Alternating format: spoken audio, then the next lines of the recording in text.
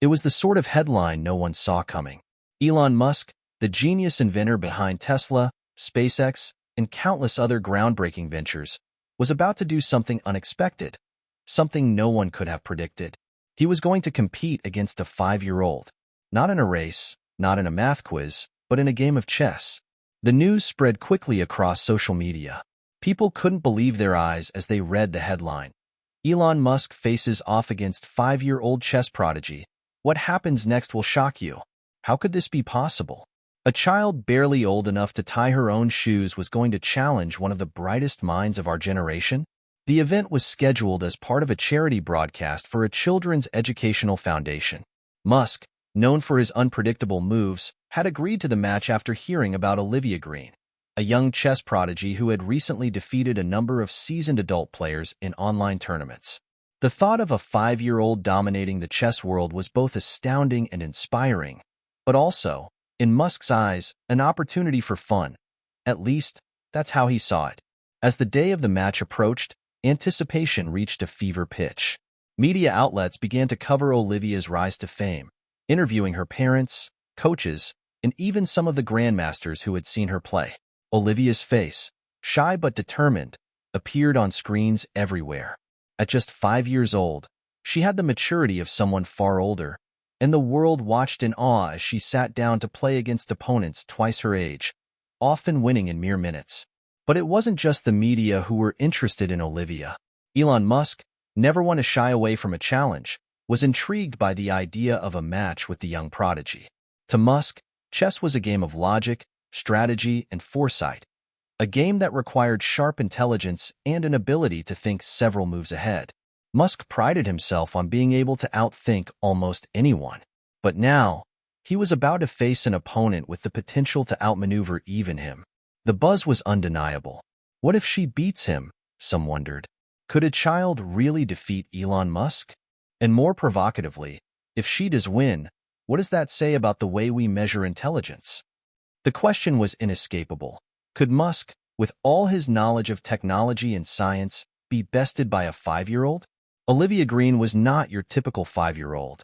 At first glance, she was a normal child, small in stature, with wide eyes full of curiosity and wonder. But there was one thing that set her apart: her incredible talent for chess. Her rise to fame had been nothing short of meteoric. Local tournaments, online competitions, and eventually international recognition. Olivia was sweeping through the world of chess with a natural talent that left even seasoned players in awe. She didn't memorize openings or rely on traditional strategies. Instead, Olivia had an uncanny ability to intuitively understand the game, reading her opponent's mind, anticipating their every move. At her core, Olivia was still a child. She loved playing with her dolls, eating ice cream, and watching cartoons just like other kids her age. But when it came to chess, she was a different person. Her focus was razor-sharp, her ability to calculate future moves was beyond her years, and her humility was unmatched. She never boasted about her victories. To Olivia, chess wasn't just a game. It was a way to challenge herself, to grow, and to learn. But behind her talent was a deep love for the game, one that had been cultivated by her family. Her parents, who were both professionals in different fields, supported her passion but were careful not to pressure her. Olivia was encouraged to enjoy the game, to explore the chessboard at her own pace, and to never feel burdened by expectations. Her grandfather, who had passed away when she was 4, had been her biggest supporter. The day she won her first online tournament, Olivia had whispered a quiet "thank you" to him in her heart. Now, at 5 years old, she was about to take on the biggest challenge of her life. When Elon Musk heard about Olivia Green, he was intrigued. He had heard about the rise of young chess prodigies before, but Olivia's story felt different. There was something about a 5-year-old girl beating adults, sometimes in mere minutes, that caught his attention. To Musk, who often pushed the boundaries of possibility in his work with Tesla and SpaceX, this challenge seemed like an interesting diversion, a bit of fun to break up the usual grind. He wasn't one to back down from a challenge, especially not one that could be fun and enlightening. After all, chess was a game of logic, of thinking multiple steps ahead. Skills Musk prided himself on. Sure, it would be a little unusual, but it was also a chance to show off his own sharp mind. Musk issued the challenge to Olivia's camp publicly, a challenge that sent shockwaves across social media. "I've heard about Olivia's talent," Musk tweeted. "Let's make it official. I'll face her in a game of chess. If she can beat me, I'll donate $100,000 to her favorite charity." It was a bold move, one that Musk was confident in, but also a little curious about. After all, how could a child, no matter how talented, possibly compete with someone like him? Musk had become accustomed to breaking barriers, but this was a different kind of challenge. Olivia's parents were initially hesitant. They had never sought fame or attention for their daughter's talent. They just wanted her to be a normal child. But after discussing it with Olivia, they were struck by her excitement. Olivia had no fear. In fact, she seemed almost eager for the challenge. She loved chess more than anything, and the idea of playing against someone like Elon Musk, someone so famous, so intelligent, was the ultimate test for her. The world was waiting, and the excitement was palpable. The match was set. Elon Musk and Olivia Green would face off in a live-streamed chess match, with the entire world watching. As the date of the match drew closer, the media frenzy grew even more intense. Would Musk, the genius of our time, really lose to a 5-year-old? Was this even possible? People on both sides of the argument were fervently discussing the match online. Musk had his supporters, of course, people who believed in his intellectual prowess. But Olivia had her own legion of fans, those who admired her raw, untainted talent. As the match approached, Musk's team began preparing. Musk himself had not played serious chess in years, but he had studied the game extensively and had played many casual matches in the past. This, however, would be different. Olivia, after all, was not a typical opponent. Musk had no idea what to expect. And as for Olivia, she had been practicing for this moment her entire life. The question on everyone's mind was, could a 5-year-old really be the one to dethrone a tech mogul? The day had finally arrived.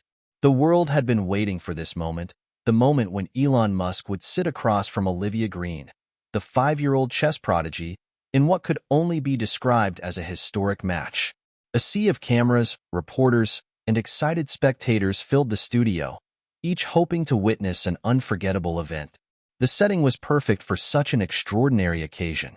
A large, sleek chessboard sat between Musk and Olivia, illuminated by bright lights from every angle. The board gleamed in the spotlight, its pieces ready to be moved, its squares holding the promise of strategy and brilliance. The stage was set for what was expected to be a battle of intellects. As the cameras rolled, the crowd hushed in anticipation.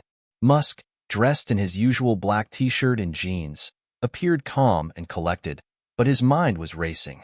He had faced far bigger challenges in his life, sending rockets into space, creating revolutionary electric cars, but this felt different. This was a game of intellect, a game that, on paper, he should win. But there was something undeniably captivating about Olivia. Her soft blue eyes, focused and unblinking, gazed at the chessboard with an intensity that even the most seasoned grandmasters would envy. Beside Musk sat Olivia, her small hands folded neatly on her lap, a faint smile on her lips. She didn't look nervous, didn't look intimidated. In fact, she looked completely at ease, like she was about to play just another friendly game with her family, not facing off against one of the most brilliant minds of the century. The match began. Musk made the first move, choosing his usual opening, a king's pawn. He was known for his sharp, analytical thinking, and opening with the king's pawn was a classic move, one that offered both flexibility and the potential for aggressive play. He was confident, poised, and eager to show the world just how skilled he was at this game. But Olivia's response came quickly. She didn't hesitate, didn't pause to consider her move for too long. With the confidence of someone far older, she moved her knight. It wasn't a common response for someone of her age, and definitely not a response one would expect from someone up against Elon Musk. Musk raised an eyebrow. He hadn't expected that move. Olivia's knight was positioned in a way that not only disrupted his strategy, but also presented a potential threat to his queen. It was subtle, but Musk immediately felt a shift. He took a deep breath, mentally recalculating his options. The next few moves unfolded quickly. Musk made a defensive move, protecting his queen, but Olivia responded with another unexpected piece placement. Every move she made felt deliberate, calculated. She wasn't just reacting to his moves. She was playing her own game, weaving a complex web that Musk would have to navigate. "What's your strategy, Olivia?" Musk asked, his tone light, almost teasing. He had no doubt that she was capable of playing, but the challenge of outthinking her began to dawn on him. He'd been so used to predicting his opponents, but with Olivia, he was finding it difficult to anticipate her next move. Olivia smiled sweetly, but said nothing. Her silence was deafening. In that moment, Musk realized that she wasn't just playing a game. She was in complete control. It wasn't about the moves on the board, it was about the mental game. Olivia wasn't just thinking a few steps ahead. She was thinking, about his expectations. It was as if she had already studied him, understood his approach to problem-solving, and was using that knowledge against him. Musk tried to regain control, making a bold move with his rook, attempting to corner Olivia's bishop. But Olivia, with the slightest tilt of her head, countered his move with a brilliant fork, putting his king and his queen in check simultaneously. The room gasped. For a brief moment, Musk's expression flickered. He was caught off guard. He knew the rules of chess, of course, but this was something entirely different. Olivia's move wasn't just clever. It was almost too advanced for a child of her age.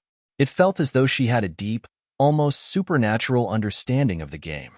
"Wow," Musk muttered under his breath. "I didn't see that coming." As the game continued, it became increasingly clear that this wasn't going to be the walk in the park Musk had anticipated. Olivia's play was full of surprises. Her moves were sharp and decisive, and with every passing minute, the young girl gained ground. Musk found himself backpedaling, trying to adjust his strategy, but every time he made a move, Olivia responded with a counterplay that seemed to put him one step behind. For a man who had revolutionized industries, built rockets that traveled to space, and turned the electric car into a mainstream product, Musk felt something he wasn't used to: vulnerability. His mind raced with possibilities, but with each new move Olivia made, he realized how outmatched he was. It was like playing against someone who not only had a gift for chess, but also had the ability to read his every move, predict his thoughts, and outmaneuver him in a way he hadn't expected. The spectators, who had been watching the match with excitement, now sat in stunned silence. No one was quite sure what they were witnessing.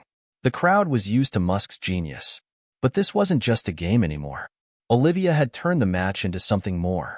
It was a test of Musk's intellect, a challenge of his ability to think beyond the ordinary. As the match wore on, Musk could feel the pressure mounting. His usual confidence began to falter. Every piece on the board felt like a reflection of his struggle to maintain control. He was no longer playing the game. He was playing catch-up. And Olivia? She was the calm, unshaken master of the board, watching as Musk's position became increasingly untenable. "Don't think so much, Mr. Musk," Olivia said quietly, as though she could sense his mounting frustration. "Chess is about feeling the game, not just thinking about it." Musk stared at her, stunned. The young girl had just articulated something that struck to the heart of his own approach to life. In all his ventures, in all his business dealings, Musk had been guided by logic and reason. But Olivia? She played with an intuitive understanding of the game, one that Musk was only beginning to understand. The room was still, all eyes on the two players. There was a sense that everyone knew this match was going to change something, perhaps not just in the world of chess, but in the way people viewed genius itself. Musk's next move would determine how long he could survive in this match. Could he regain control? Or was he already too far behind? The tension in the room was palpable. As Elon Musk sat across from Olivia, his mind raced, searching for a way to break free from the seemingly insurmountable position she had him in. His usual confidence had been replaced with a growing sense of urgency. Every move he made felt like it was putting him deeper into a corner. Musk's hand hovered over the chessboard, eyes darting back and forth, looking for an escape. His rook was trapped. His queen, once a powerful piece, had been forced into a defensive position. The match had gone from playful to a battle of wits, one where every mistake had its consequences and every decision could be his last. The world, watching in stunned silence, held its breath. Would this be the moment when Elon Musk, the innovator, the tech mogul, finally succumb to the brilliance of a 5-year-old? Olivia, on the other hand, remained calm. She wasn't gloating, nor was she feeling any pressure. She was simply playing the game, letting her instincts guide her. Her small fingers moved with precision, making each play feel like an effortless extension of her thoughts. It was as if the chessboard were an extension of herself, something she understood intimately. "Are you feeling okay, Mr. Musk?" Olivia's voice was soft, almost playful. It was a simple question, yet it carried an underlying wisdom, as if she could sense his discomfort without him saying a word. Musk glanced up, meeting her eyes. For a fleeting moment, he felt as though he were looking at someone much older than 5. There was a quiet intensity in her gaze, a sharpness that belied her age. She wasn't just playing chess. She was studying him, figuring out his next move before he even thought of it. "I'm fine," Musk replied, his voice steady, though a small part of him wasn't entirely sure if he was. He moved his knight, attempting to challenge Olivia's bishop. It wasn't the best move, but it was one that could at least buy him some time, he hoped. But Olivia's reaction was swift. Her hand hovered over the board for a second, and then she slid her pawn forward, directly into the path of his knight.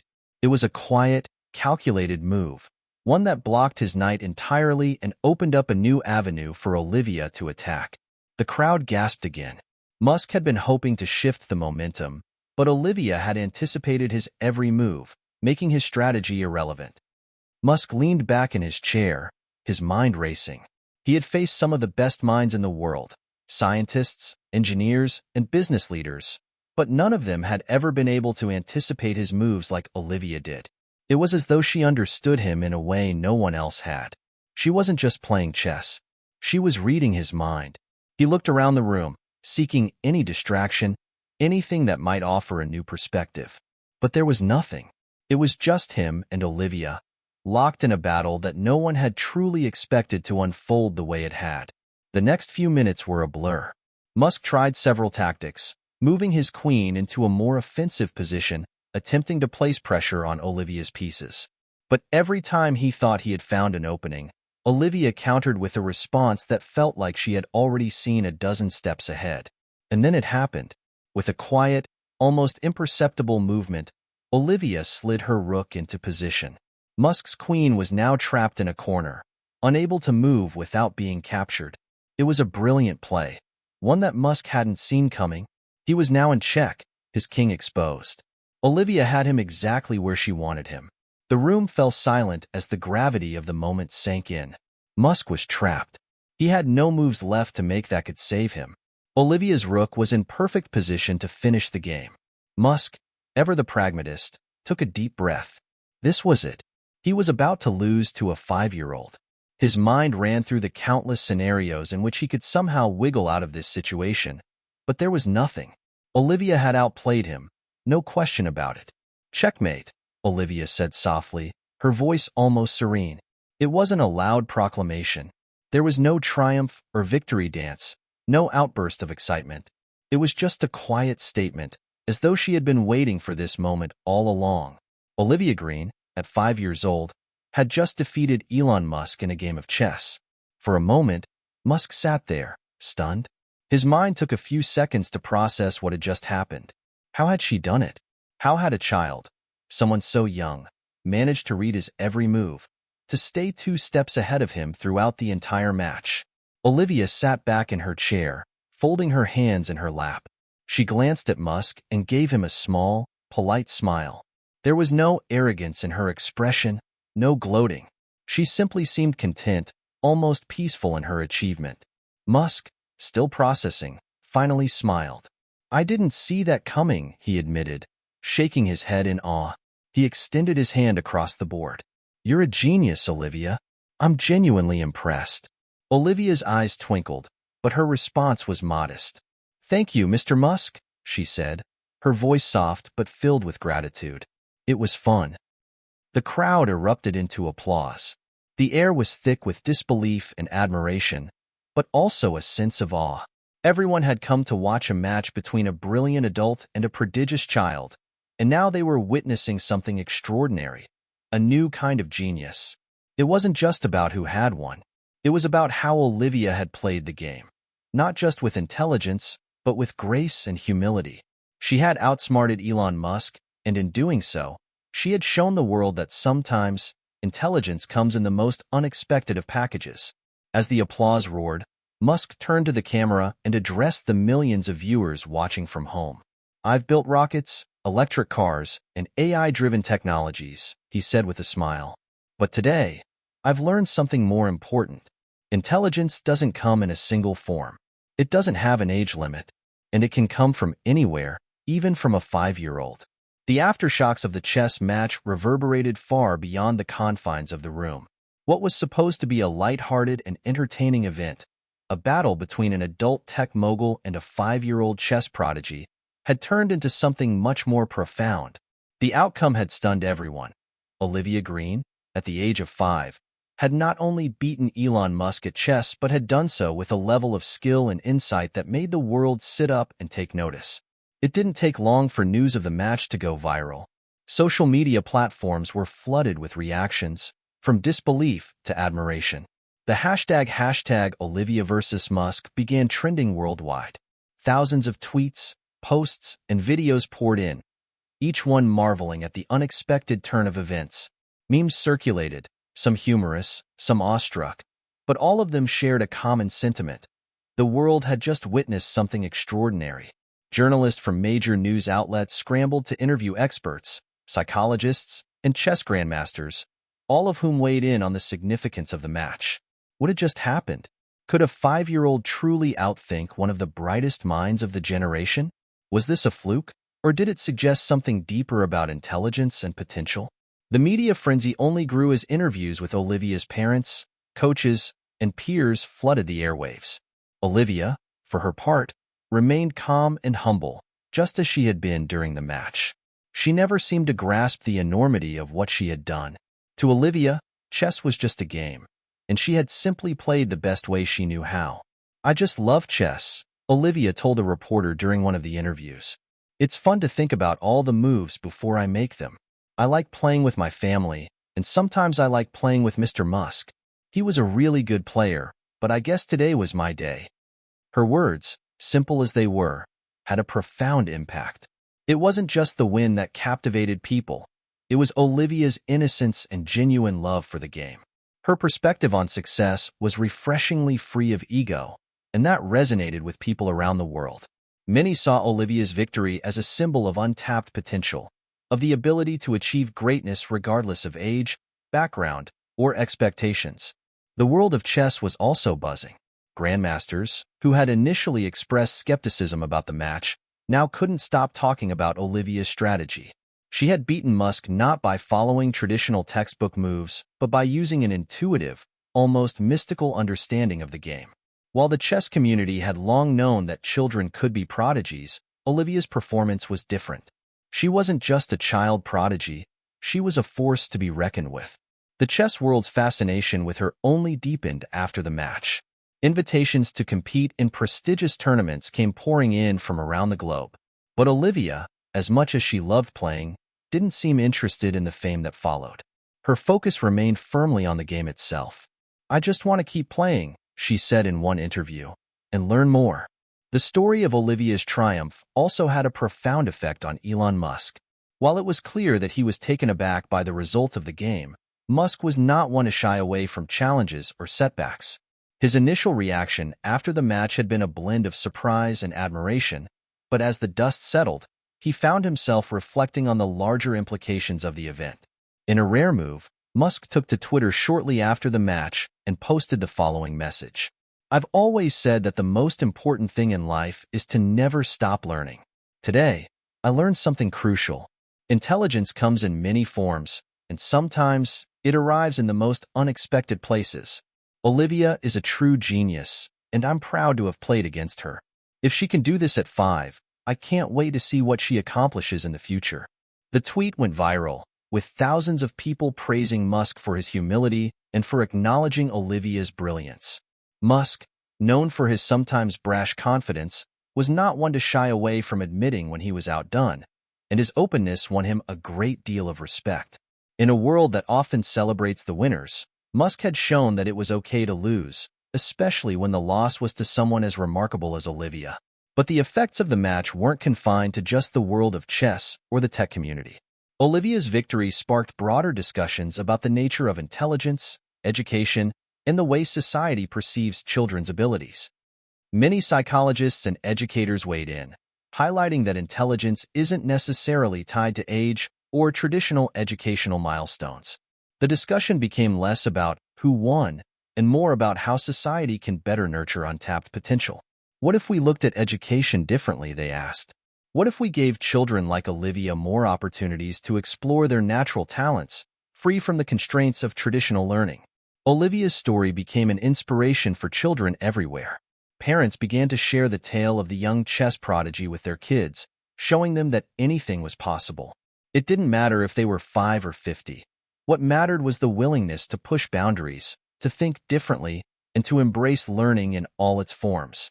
Some advocates for children's education even suggested that children's natural curiosity and creativity were sometimes stifled by traditional schooling methods. Why can't we teach kids to think outside the box? One educator asked in a widely circulated interview.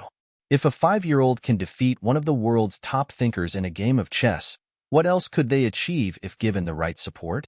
For some, Olivia's victory symbolized a larger cultural shift, away from conventional measures of success toward a more holistic understanding of human potential.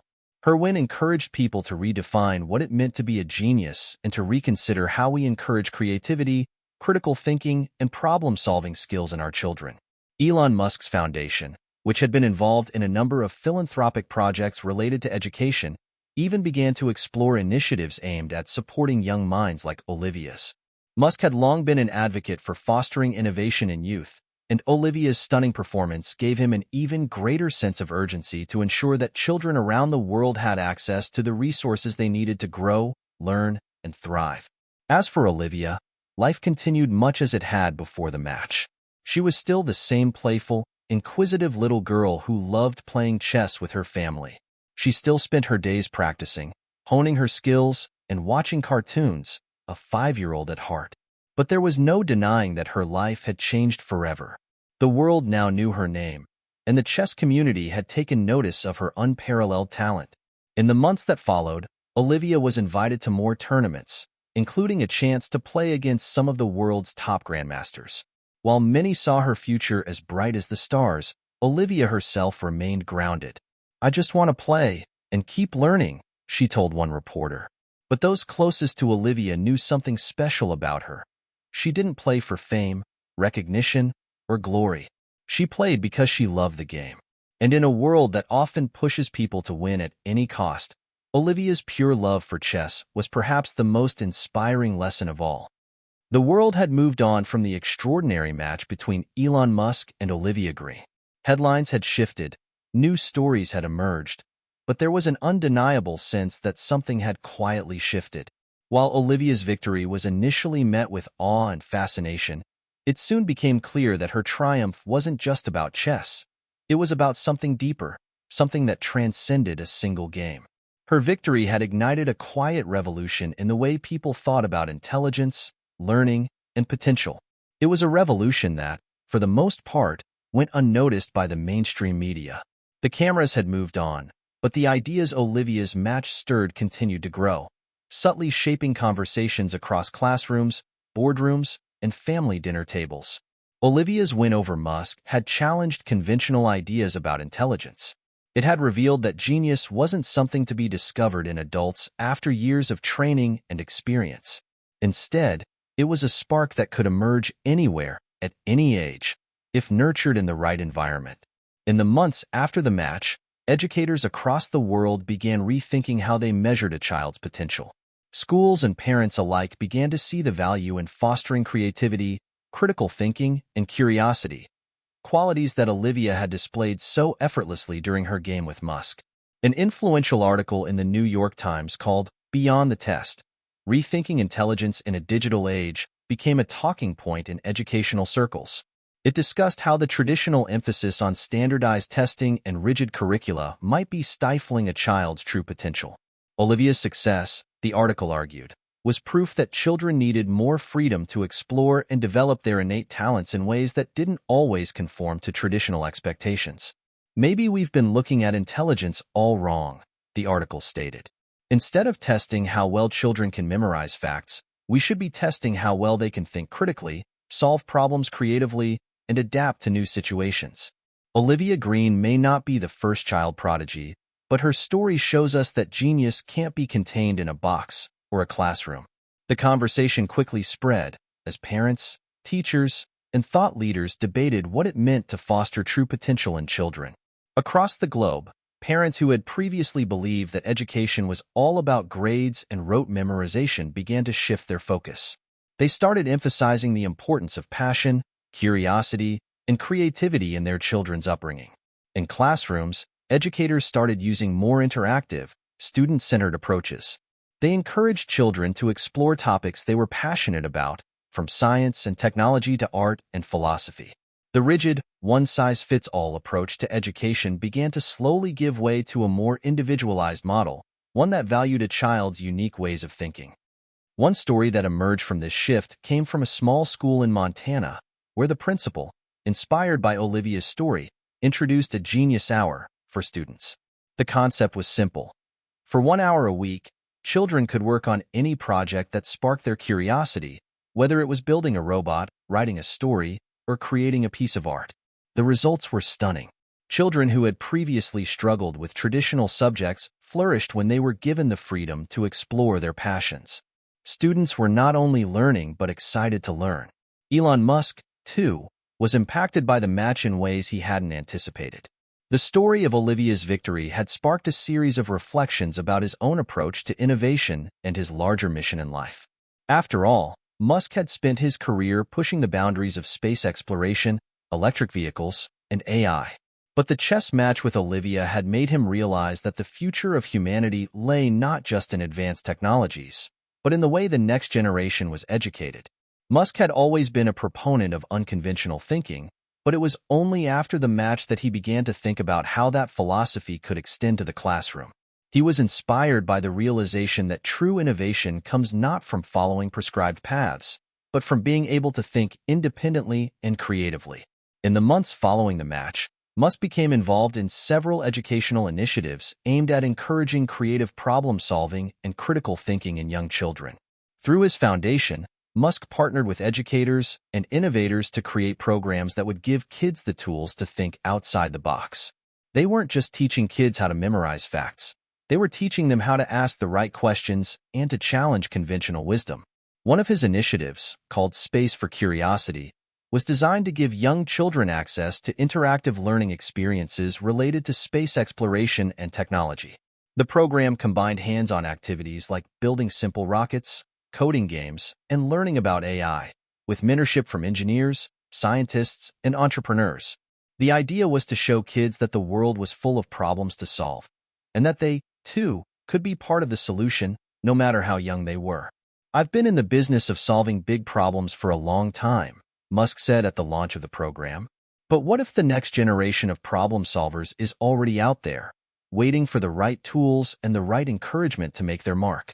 Olivia Green just showed us that age doesn't define potential. The future belongs to those who can think creatively, adapt, and never stop learning. Musk's initiative was met with enthusiasm, and it became a model for educational reform in many places.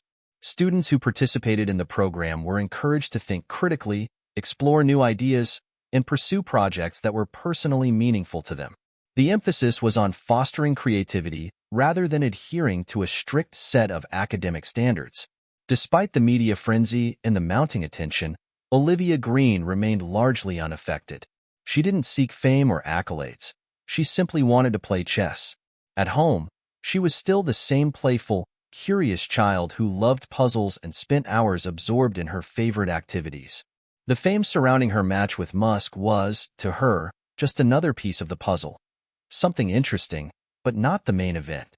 Olivia's parents remained deeply involved in her life, ensuring that she was supported but not overwhelmed. They understood the delicate balance between nurturing her extraordinary talent and allowing her to be a child. They kept her life grounded, surrounded by her friends and family, and ensured she continued to enjoy her passion for chess in the same way she had before the world took notice. "She just loves playing," her mother said in a rare interview. "She's not trying to be the next big thing in the chess world. She's just playing because it brings her joy." It was this humility, this purity of passion, that captivated the hearts of millions around the world. Olivia's story wasn't just about being a prodigy. It was about how she embodied the idea that learning, real, authentic learning, comes from a place of curiosity, not competition or pressure. And so, the quiet revolution continued. It wasn't a flashy movement, nor was it a headline-grabbing trend. It was a gradual shift in how people thought about intelligence, creativity, and education. Olivia Green, in her own unassuming way, had sparked it, and the world would never be the same. Olivia Green sat in front of the chessboard once more, but this time, it wasn't Elon Musk across from her. This time, it was an entirely new kind of challenge. After her stunning victory against Musk, Olivia's life had taken a quiet turn. Her name had become synonymous with brilliance, and chess enthusiasts around the world were eager to see how she would perform against the world's top grandmasters. However, the media frenzy, while flattering, wasn't something Olivia truly cared for. She was, at heart, a quiet observer, someone who preferred the simplicity of a chessboard to the noise of public attention. Despite this, the invitations kept pouring in. One after another, top-tier tournaments and invitationals from chess federations all over the world extended formal offers to Olivia to compete. Many of them were skeptical, thinking that perhaps she had only gotten lucky in her match with Musk. They assumed that no 5-year-old could compete at a truly elite level. But Olivia was determined to prove them wrong. She didn't see it as a need to win, per se. Olivia didn't approach chess with the mindset of victory, or even the idea of defeating anyone at all. To her, chess was simply about the game itself, the strategy, and the beauty of its complexity. The real challenge, she realized, wasn't just about beating opponents. It was about constantly testing and stretching her own abilities, pushing herself to learn more and improve. Her parents, while supportive of Olivia's passion, were equally cautious. They understood that their daughter had a rare gift, but they also knew that the pressure of constantly being in the spotlight could be overwhelming for anyone, especially a 5-year-old. They had always made sure to provide her with a grounded, balanced life. However, they recognized that this was a special moment in Olivia's life, and so they agreed to let her take part in one of the biggest tournaments she had been invited to, the Junior Chess Championship in Zurich. The tournament was notorious for its intense competition. It featured prodigies and grandmasters from all over the world, many of whom had been playing chess for decades. For Olivia, it wasn't just about the match. It was about the environment. For the first time, she would be stepping into a space where she wasn't the youngest player or the underdog. She was now one of the most talked-about competitors. The Zurich tournament was a spectacle. The massive hall was filled with spectators, photographers, and a sea of grandmasters, all eager to see how the young prodigy would fare. Olivia entered the hall quietly, her dark hair tied back in a ponytail, her small frame dwarfed by the enormous space around her. She wasn't intimidated, not in the least. To her, it was just another chessboard. Another opportunity to solve the puzzle in front of her. Her first match was against a rising star from Russia, a 12-year-old named Kirill Petrov. Kirill was a seasoned player with a reputation for being quick and aggressive, known for his fast-paced, unpredictable tactics. He had studied Olivia's game meticulously after her match with Musk, and he felt confident that he could find a way to defeat her. The game began, and almost immediately, Kirill took a fast approach, pushing forward aggressively. His opening moves were sharp, designed to destabilize Olivia and force her into a defensive position. But Olivia remained unflustered. Her small fingers hovered over the pieces, carefully analyzing each potential move. She wasn't in a rush. For her, chess wasn't a game of speed. It was a game of patience and precision. The spectators leaned forward as the first few minutes passed, watching Olivia's calm demeanor and Kirill's quick, almost frantic pace. It was clear that Olivia was adapting to Kirill's tempo, studying his every move. A few more minutes passed, and slowly, the tide began to turn. Kirill's aggression began to backfire as Olivia's quiet strategy took shape. In one stunning move, Olivia placed her queen on a diagonal, cornering Kirill's king and forcing him into a position where he could no longer move without being captured. The room went silent. The Russian prodigy was stunned. Within minutes, Olivia had taken control of the game, outmaneuvering her opponent with grace and precision. "Checkmate," Olivia whispered, a gentle smile spreading across her face. The crowd erupted in applause, stunned not only by the outcome but by the speed and elegance with which Olivia had turned the match in her favor. It was a victory, yes, but it wasn't the result that left people in awe. It was the way Olivia played. She didn't seem to force anything. She simply knew the game, knew the strategy, and knew how to stay calm under pressure. It was a masterclass in how to approach a challenge with focus and clarity. Olivia stood up from her chair, offering Kirill a handshake. He accepted graciously, despite the sting of defeat. He had expected to win, but he hadn't counted on Olivia's poise or her intuitive grasp of the game. "You're really good," Kirill said, his voice filled with respect. "I think you are too," Olivia replied with a kind smile. Olivia's win over Kirill was just the beginning of what would become a highly anticipated tournament. Over the next several days, Olivia continued to rise through the ranks. Her matches were elegant and poised, a mixture of calculated risks and careful positioning. She made very few mistakes, and when she did, her resilience in bouncing back made it clear that she wasn't just a prodigy, she was a force to be reckoned with.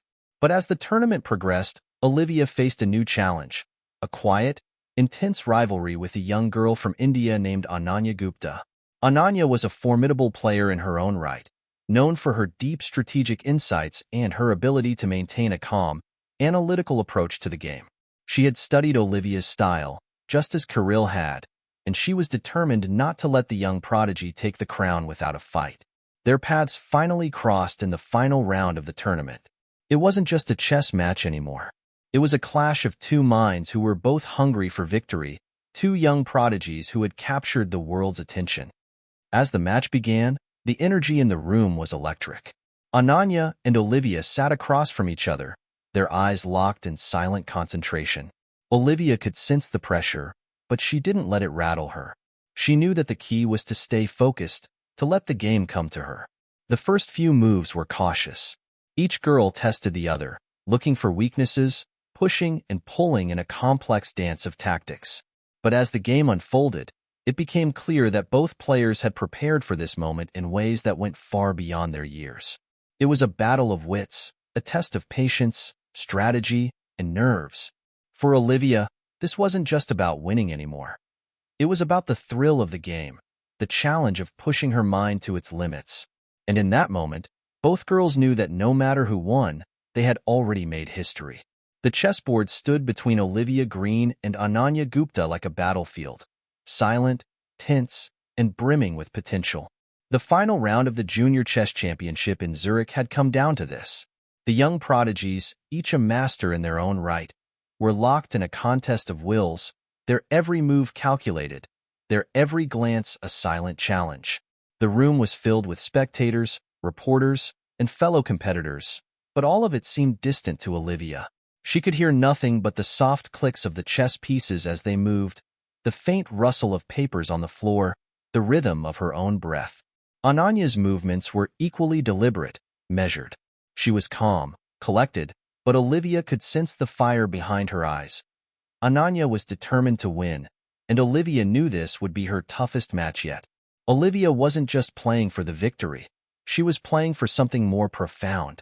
In the months since her victory over Elon Musk, she had become the face of a new era in chess, a symbol of what could happen when the boundaries of age and intellect were pushed beyond convention. Yet as she sat across from Ananya, she realized that this was no longer about proving herself or her intelligence to the world. It was about the game itself. It was about mastering her own mind, focusing all her energy on the beautiful complexity of chess. Ananya, on the other hand, was in it to prove something else. She wasn't just fighting for a trophy. She had spent years studying Olivia's game, analyzing her style, and imagining this very moment. Ananya was not a typical child prodigy.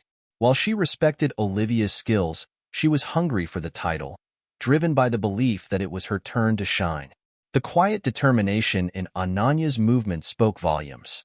She wasn't intimidated by the fact that her opponent was half her age. No, Ananya was focused, intent on proving that her strategic thinking could outmatch Olivia's natural talent. The game had been going for over 2 hours now. The audience had quieted down, sensing the intensity of the moment. Both players had sacrificed pieces, advanced pawns, and executed brilliant attacks and defenses. There was no clear winner, but both girls could feel it. The tension in the air, the weight of every piece on the board, the magnitude of their choices. Olivia had just made her 28th move, a quiet pawn advance that, to the casual observer, seemed insignificant.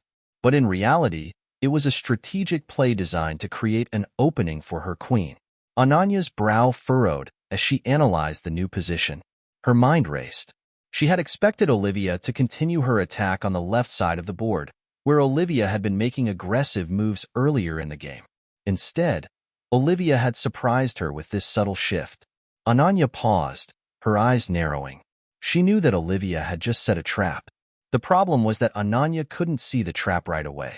Every time she thought she had a handle on Olivia's strategy, the young prodigy would shift gears, force her to reconsider, and lead her down an entirely new path.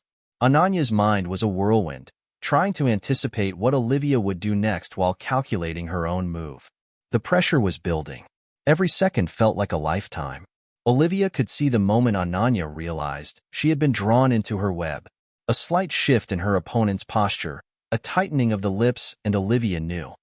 It was her turn to make the next move. She had already won in her mind. Olivia wasn't in a hurry.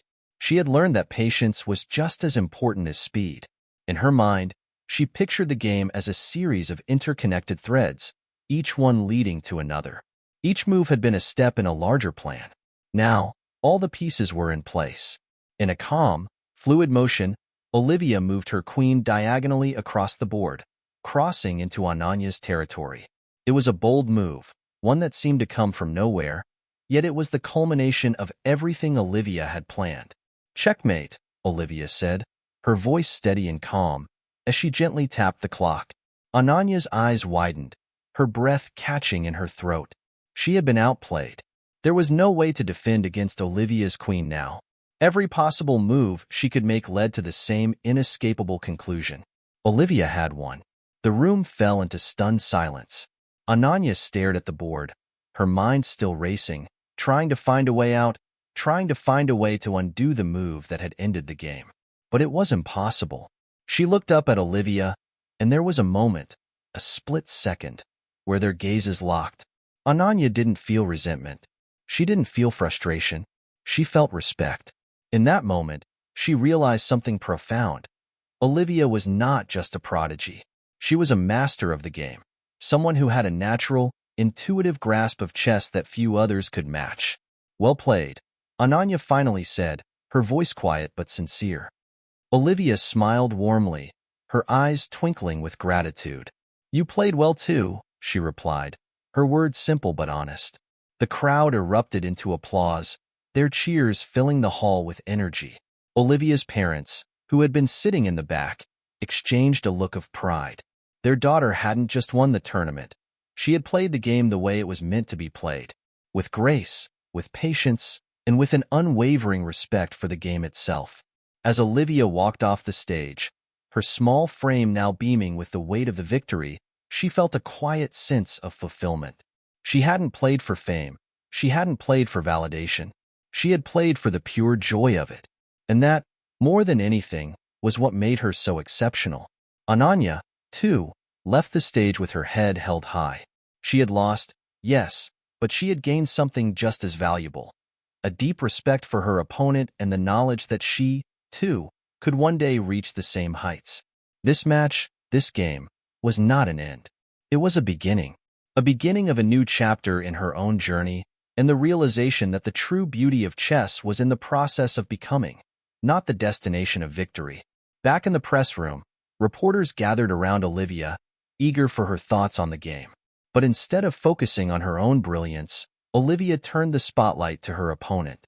"I think Ananya is amazing," Olivia said, her voice soft but sincere. "She's so smart. I think she'll be a champion one day, too. The reporters, sensing Olivia's humility and maturity beyond her years, began asking more questions about her perspective on learning and growth rather than just her latest victory. Olivia spoke about the importance of always being curious, of continuing to explore new things, and most importantly, of never stopping, even after a win. As Olivia left the tournament hall, her parents by her side, the world outside buzzed with the implications of what had just happened. Olivia had made history, yes, but it was more than just her victory. It was the way she had played the game, with calm, humility, and a deep respect for the process.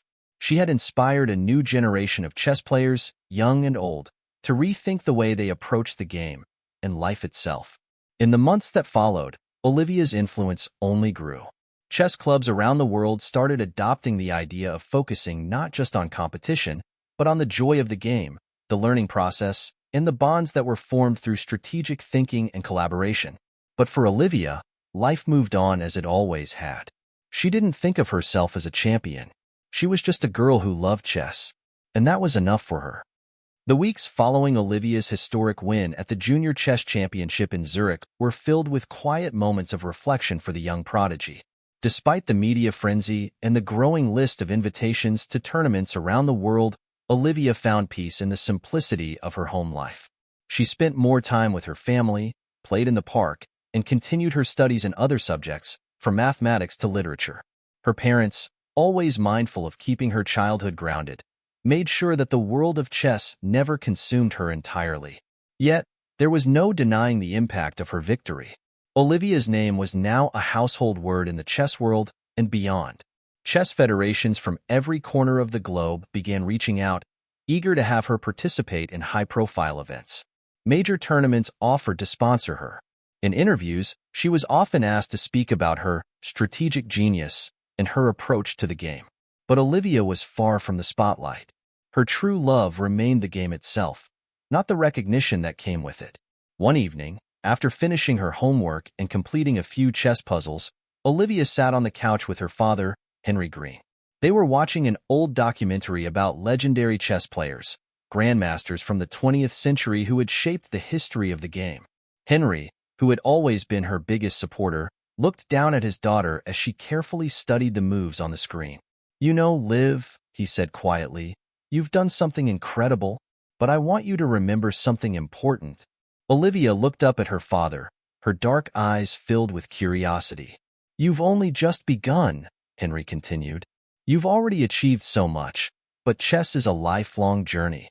There's always more to learn, always new horizons to explore. Just because you've beaten the best players your age doesn't mean you've reached the top. The best in the world are still ahead of you, and the journey to that level will be long and challenging." Olivia nodded, understanding. She had already experienced the immense satisfaction of mastering a game, but she knew, deep down, that there was so much more to discover. Her victory at Zurich wasn't the pinnacle. It was just one step on a much larger path. The world of chess wasn't just about playing against other young players. It was about pushing the boundaries of one's own mind, expanding the limits of what a person could achieve. Olivia knew that she was only beginning to scratch the surface. The news of Olivia's rise to prominence had reached the ears of grandmasters across the globe, and the chess community began buzzing with excitement. But there was one player in particular who took a special interest in her, a grandmaster who had dominated the game for over a decade. Viktor Azarov, a Russian chess legend, had been at the top of the chess world for years. His name was synonymous with brilliance, and his victories were legendary. Yet, there was something that intrigued him about Olivia. He had heard about her victory against Elon Musk and her dominant performance in Zurich, but what truly caught his attention was her approach to the game. Her calm, intuitive, and creative style of play. Azarov had built his career on a rigid, almost scientific approach to chess. He had meticulously studied the game for decades, analyzing countless openings, middle game strategies, and endgames. To him, chess was a series of calculations, a game of precision and logic. But Olivia, with her remarkable natural talent, seemed to approach the game from an entirely different perspective. She played with a sense of fluidity and creativity that Azarov found fascinating. He reached out to Olivia's parents with an offer, a chance to train with him, to learn from one of the greatest minds in chess history. The opportunity to study under Azarov was something that Olivia's family had to think about carefully. It wasn't just an opportunity to improve her skills. It was a chance to work with someone who had an intimate understanding of the game at the highest level. Olivia, however, wasn't sure. She had always loved chess as an art, a personal exploration, and the thought of training with someone as rigorous and demanding as Azarov made her uneasy. She wasn't sure she wanted to sacrifice her natural creativity for a more structured, formulaic approach. Yet, she was also aware that if she wanted to become a true master, she would need to evolve. The idea of learning from Azarov was a powerful temptation. "Do you think I should go?" Olivia asked her father one evening after they received the letter from Azarov's team. Henry smiled gently, ruffling her hair. "I think it's up to you, Liv. The question is, what kind of player do you want to be? Do you want to challenge yourself by stepping out of your comfort zone? Or do you want to keep things as they are and continue exploring the game on your own terms?" Olivia sat quietly for a moment, thinking. She had always been one to follow her instincts, but she also understood that sometimes growth meant stepping into the unknown. After a few moments, she looked up at her father with a quiet determination in her eyes. "I think I'll go," she said, "but I'll do it my way. I'll learn from him, but I won't lose who I am." Her father nodded, clearly proud of her decision. "That's the spirit, Liv. Just remember, you don't have to become anyone else. You're already amazing just the way you are. If Azarov can help you take your game to the next level, that's great. But don't forget to trust yourself." And so, Olivia's next chapter began. She traveled to Russia to meet Viktor Azarov, preparing for the intense training that would follow. The Grandmaster's study was a room filled with chessboards, books, and old trophies, each one a testament to Azarov's dominance in the game. He was a man of few words, but his presence was commanding. His piercing blue eyes seemed to read her every move as he studied her play. For the next few months, Olivia worked tirelessly under Azarov's guidance. She learned his approach to openings, how to calculate several moves ahead, and the value of being able to predict an opponent's responses before they even happened. Azarov challenged her relentlessly, pushing her to explore new tactics and sharpen her analytical thinking. But Olivia never lost sight of her own style. She retained her intuitive, creative approach to chess, blending it with Azarov's methodical, calculated techniques. It wasn't always easy. At times, Olivia felt frustrated, her natural instincts clashing with Azarov's rigid teachings. But she also began to see the beauty in the structure he provided. His lessons deepened her understanding of the game, making her more versatile and adaptable. By the end of her training period, Olivia had grown not only as a player but as a thinker, someone who could combine creativity with precision. Her next challenge would be a true test of her newfound skills. A match against Azarov himself, a game that would determine just how much she had learned and how far she had come. The day had arrived. The air in the room was thick with anticipation as Olivia Green prepared for what would be the most important chess match of her life. She stood in front of the chessboard in Viktor Azarov's private study, a room that had seen the greats of the chess world, some victorious, others vanquished. Today, it would bear witness to her next step in her chess journey. Azarov sat across from her, his icy blue eyes fixed on the board.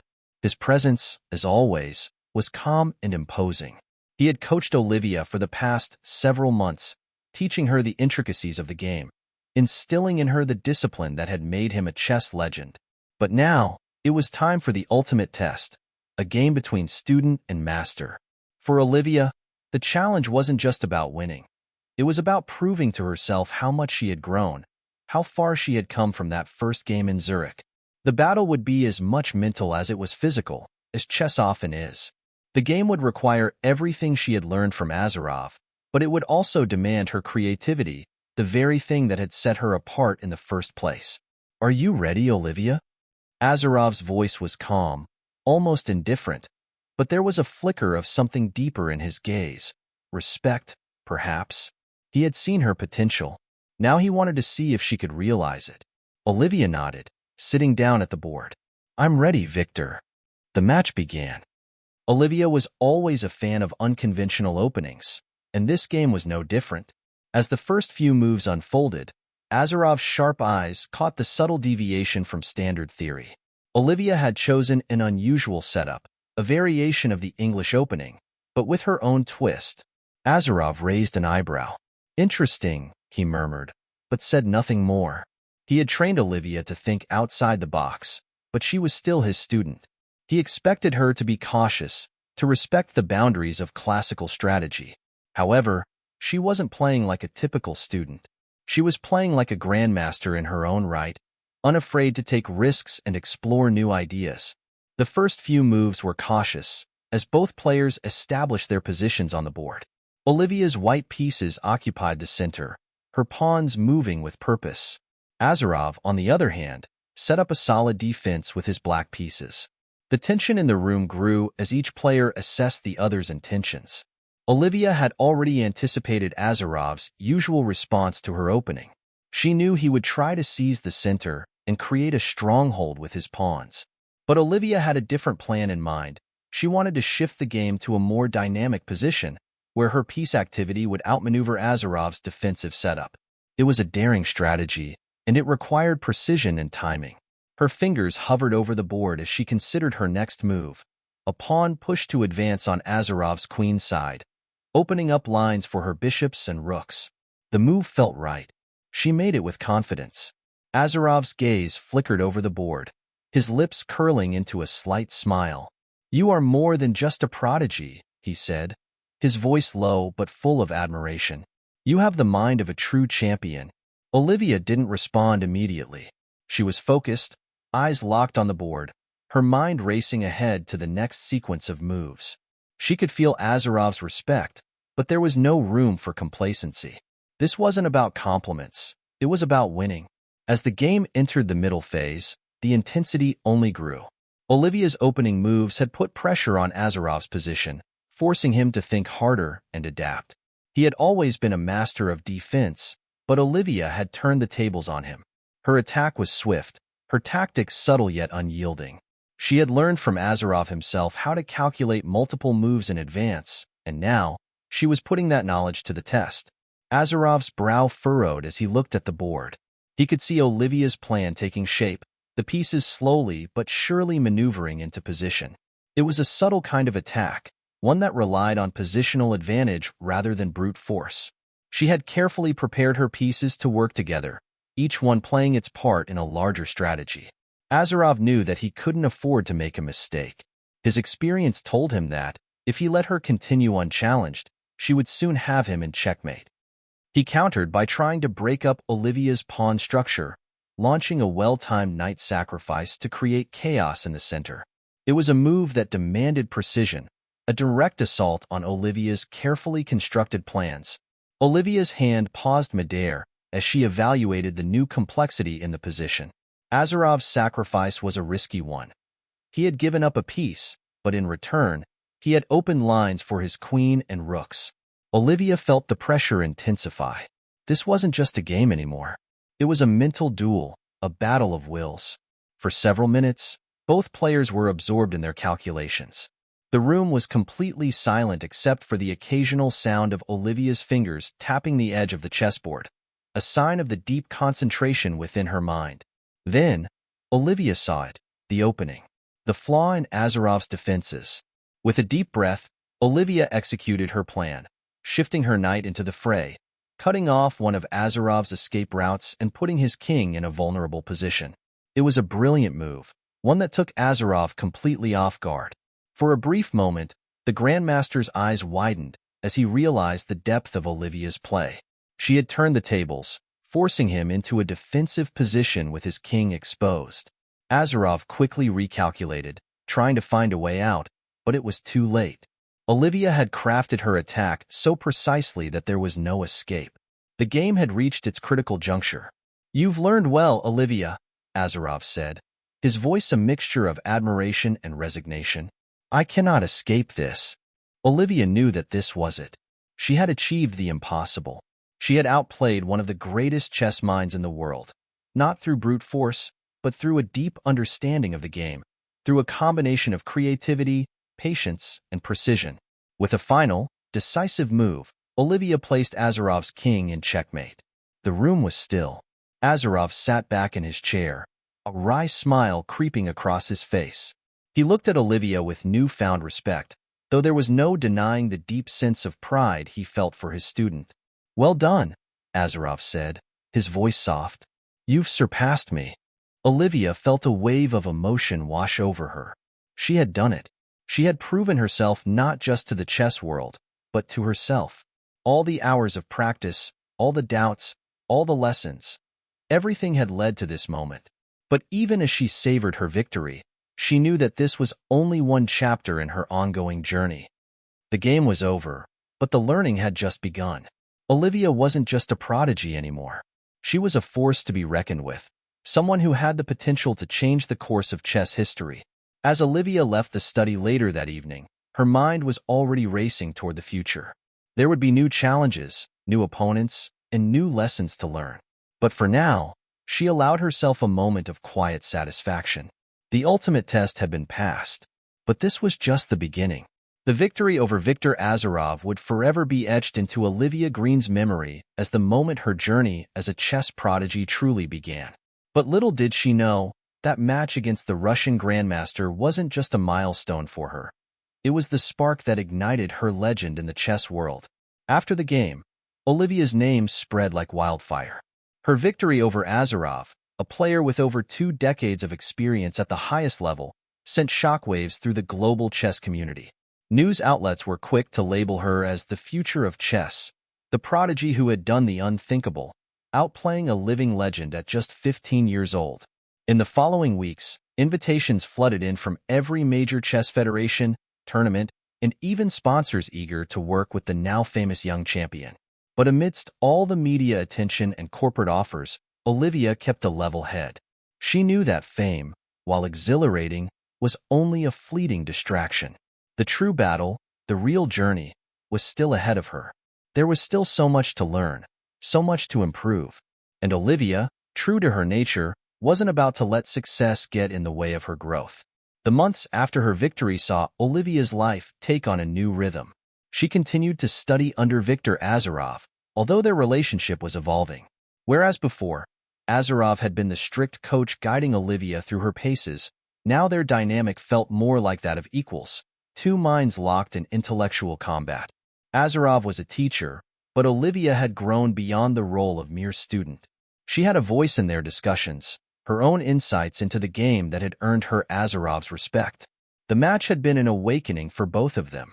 Azarov, ever the tactician, saw in Olivia something that he hadn't seen in years, the potential to revolutionize the game. But there was a deeper realization in Olivia's mind. Azarov had taught her the importance of calculation, of strategy, and of structure. Yet, she had something that he lacked, something fundamental to her style of play. Olivia's natural instinct for creativity in the game, her ability to think outside the confines of conventional strategies, was her greatest strength. The question was, could she continue to honor that gift while also incorporating the rigidity that Azarov had imparted to her? The answer came in small increments. In every game, every match, Olivia learned how to blend her creativity with precision. She found ways to challenge herself, to stretch her understanding of the game and push the limits of what was thought possible. As her skills grew, so too did her reputation. Soon, the world was watching Olivia closely. Her next big challenge would come at the World Chess Championship in Dubai. The tournament was to be the crowning event of the year, and the winner would take home not just the title, but the adoration of millions of chess fans around the globe. Olivia had qualified through a series of rigorous eliminations, where she had demolished opponents from around the world. She was now one of the youngest players in history to be invited to the prestigious championship. As the event date drew closer, Olivia began to feel the weight of the pressure, but she pushed those thoughts to the back of her mind.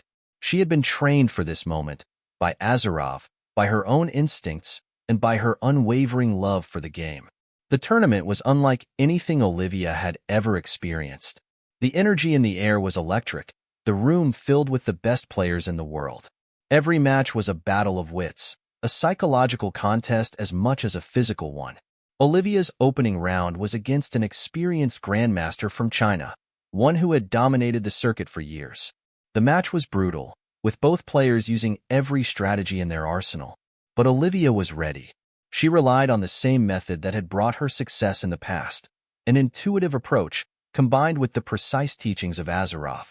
In the end, she triumphed, taking the match with a dazzling combination that left her opponent speechless. It was one of her best performances to date, a perfect balance of creativity and calculation. As the rounds continued, Olivia's reputation only grew. More players, old and new, felt to her growing strength. The media dubbed her the Queen of Chess, a title she wore with pride, but also with a sense of detachment. For Olivia, the title wasn't about validation, it was about passion. Chess wasn't a sport for her. It was an art form, a reflection of who she was. The final match was set. Olivia Green, at just 16 years old, was about to face off against the reigning world champion, Alexander Gorbachev. Gorbachev had held the title for nearly a decade, and his victory streak was unparalleled. His style was clinical, rooted in deep theory and decades of experience. He was a living legend, and Olivia knew this would be her toughest test yet. As the match began, Olivia felt a surge of emotion. The arena was filled with thousands of spectators, their eyes fixed on the game. Cameras flashed, the sound of the crowd murmured in the background, and Olivia's mind went quiet. She blocked out the noise, centered herself, and focused on the board. Gorbachev was a master of strategy, his opening moves precise and elegant. He controlled the center early, establishing a commanding position. Olivia responded with her usual flair, but this time, something was different. Gorbachev was not only playing his game, he was studying her, adapting to her every move with uncanny accuracy. It was a battle of minds, and Olivia realized quickly that this wasn't going to be a typical match. For the next several hours, the game unfolded in fits and starts, with both players striking at each other with calculated precision. Gorbachev had the upper hand at times, but Olivia's resilience was unmatched. She pushed forward, refusing to yield. As the game entered its final stages, it became clear. It was a deadlock. Both players were at their limits, each anticipating the other's moves with incredible foresight. It seemed like the match would end in a draw, until Olivia, with a burst of inspiration, found a move that no one had expected. She sacrificed a piece to create a trap, a brilliant checkmate sequence that left Gorbachev no choice but to concede. The arena erupted in applause. Olivia had done it. She had defeated the world champion, becoming the youngest chess player in history to claim the title of world chess champion. As Olivia stood on the podium, the weight of her achievement hit her. She had not just won a tournament. She had changed the game itself. The chess world would never be the same after her. But Olivia, true to her humble nature, remained focused on the road ahead. She had achieved the highest honor in the world of chess, but she knew that there were still so many challenges to face. She was no longer a child prodigy. She was a legend in the making, someone who had redefined what was possible on the chessboard. And as she looked out over the crowd, her heart filled with one thought. This was only the beginning. The chess world had never witnessed a rise quite like Olivia Green's. At just 16, she was now the reigning world chess champion, a title that she had earned not just through sheer talent but through an unyielding drive, a love for the game, and an intuitive genius that made her play unlike anyone else. The day after her victory over Alexander Gorbachev, Olivia was back in her hotel room, sitting cross-legged on the floor with her laptop open, reviewing the final game. Her mind was sharp as ever, analyzing the moves and the moments when she'd gained the upper hand. She had to understand everything, the pattern of her thoughts, the timing of her decisions. It was how she had always learned and improved. Yet today, there was a new feeling in the air, something unfamiliar. It wasn't the thrill of winning that had long ago faded. It was the weight of her new reality, the responsibility of being the face of a new era in chess. Her phone buzzed on the bed. She picked it up, and a quick glance revealed dozens of messages from friends, family, fans, and fellow chess players, congratulating her on her incredible achievement. Among the messages was one from Viktor Azeroth, the man who had molded her into the player she had become. "Olivia," the text began, "I knew you would do it, but it is only the beginning. Now, the real challenge starts. Stay true to yourself and your love for the game. The world will expect much from you, but remember why you started in the first place. Your journey is just beginning. Victor. A soft smile curled at Olivia's lips. She had often wondered if her success would change her relationship with Azeroth. After all, he had been a strict teacher, demanding the very best from her. Yet here he was, offering not just congratulations, but wisdom, reminding her of the essence of the game that had first drawn her in. Chess was never about the accolades or the fame. It was about the passion. Olivia leaned back against the bed, the cool hotel room air pressing against her skin as she thought about Victor's words. The world now saw her as the queen of chess. But to her, the title felt hollow if it didn't come with the same love for the game that had driven her from the very beginning. The rise to the top had been rapid, almost surreal. One minute, she was just a young girl in a small town, and now she was a champion, hailed as the future of chess. It had been a dream come true, but as her profile grew, so did the expectations. There were interviews to give, sponsors to meet, and a calendar full of upcoming tournaments. But beneath all the external noise, Olivia felt the tug of something deeper, something that only true champions understood, the need to constantly evolve. She wasn't just the best of today. She wanted to be better tomorrow. In the days that followed her victory, Olivia's schedule became a whirlwind. She attended press conferences, participated in televised interviews, and met with chess federations from around the world. Her face was plastered on billboards and magazine covers, her name mentioned in the same breath as chess legends. But through all the excitement, Olivia felt a pull towards something else, something personal, something that no amount of fame could provide. She needed to return to the roots of her success, the quiet moments of practice, the focused hours spent alone with the board. The rush of competition was exhilarating, but Olivia wasn't in this game just for the titles. She was in it for the art, for the deep intellectual challenge that had always called to her.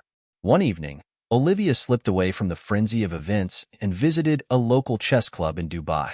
It was a small, unassuming place, a haven for amateurs and enthusiasts. She sat down at a board in the back corner and played a few casual games with the locals. For the first time in days, she felt at peace. It wasn't about winning. It was about playing for the joy of it.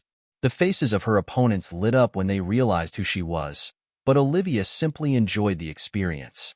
Here, there were no cameras, no expectations, just her and the game. As she finished her last match, a young boy approached her. He couldn't have been older than 10, with wide eyes and an eager smile. "Miss Olivia, you're my hero," he said, his voice trembling with excitement. "I want to be like you one day." Olivia smiled softly, kneeling down to meet his gaze. "Thank you," she said. "But remember, chess is not about being like anyone else. It's about finding your own path. You have to play the game your way." The boy nodded enthusiastically, but Olivia could see the spark in his eyes, the same spark that had once driven her to play the game. In that moment, she realized something profound. Her legacy wasn't just about her achievements. It was about inspiring others to find their own love for the game, to see chess not as a battle to win, but as an art form to be explored. Back in her hotel room later that night, Olivia received another message, this time from her parents. Her father, a quiet but ever-present influence in her life, had always been supportive, though never overly involved in her chess career. He knew how serious Olivia was, and he understood the weight of the responsibility that now rested on her shoulders. "Olivia, we're so proud of you. You've worked so hard to get to this point, but remember, the pressure of being the best can sometimes feel like a weight on your shoulders. Don't lose sight of what truly matters, your happiness and the joy you find in the game." Her mother's message was shorter, but no less meaningful. "Love you always." Olivia sat for a long time, reading their words. It was clear that the pressure of being a world champion was starting to get to her. There was no escaping it. The world expected perfection, and every move she made would be scrutinized by millions. The thought of always being in the spotlight was both exhilarating and suffocating. But as she read the messages again, Olivia found a sense of peace. Her parents' words reminded her of why she had fallen in love with chess in the first place, not because she wanted to be the best, but because she loved the game itself. And as long as that love remained at the core of everything she did, she knew she could handle whatever came her way. The next day, After a press briefing, Olivia sat down with Viktor Azarov for one of their routine training sessions. He had watched her with interest over the last few days, sensing the weight she carried. "You're handling it well," he said, his voice calm, but there was a knowing look in his eyes. "But remember, Olivia, the path forward will not be easy. You've already achieved what most can only dream of. Now, the real work begins." Olivia nodded. She knew he was right. The pressure of being the champion would only grow as time passed. But if there was one thing she had learned from Azarov, it was how to navigate adversity. She had already faced her share of challenges and had come out victorious. But there was another truth that she now understood more deeply. Her legacy would not be defined by her victories alone. It would be defined by the way she played the game, the way she inspired others, and the way she remained true to the essence of chess itself. The future was uncertain, but one thing was clear. Olivia Green's story had only just begun. The weeks following her World Chess Championship victory were a blur of media appearances, sponsorship deals, and public adoration. Olivia Green was no longer just a prodigy. She had become a global sensation, her name synonymous with brilliance in chess. Yet, beneath the accolades and the spotlight, there was something growing inside her. A tension, a realization that being a champion came with an entirely new set of challenges. As her calendar filled up with obligations, Olivia found herself torn between her love for the game and the demands of her new life. She had gone from being a young girl in a small town, simply playing chess for the joy of it, to the face of a multi-million-dollar industry. Every move she made on the board was scrutinized, every word she spoke was analyzed. For the first time, she felt the weight of being a role model, an inspiration to millions of chess players, young and old. The expectations placed on her were immense. People expected her to win, and win consistently. She wasn't just playing against opponents. She was playing against history, and that was a burden that began to wear on her. Olivia's next major tournament, the International Grandmasters Invitational in Paris, was rapidly approaching.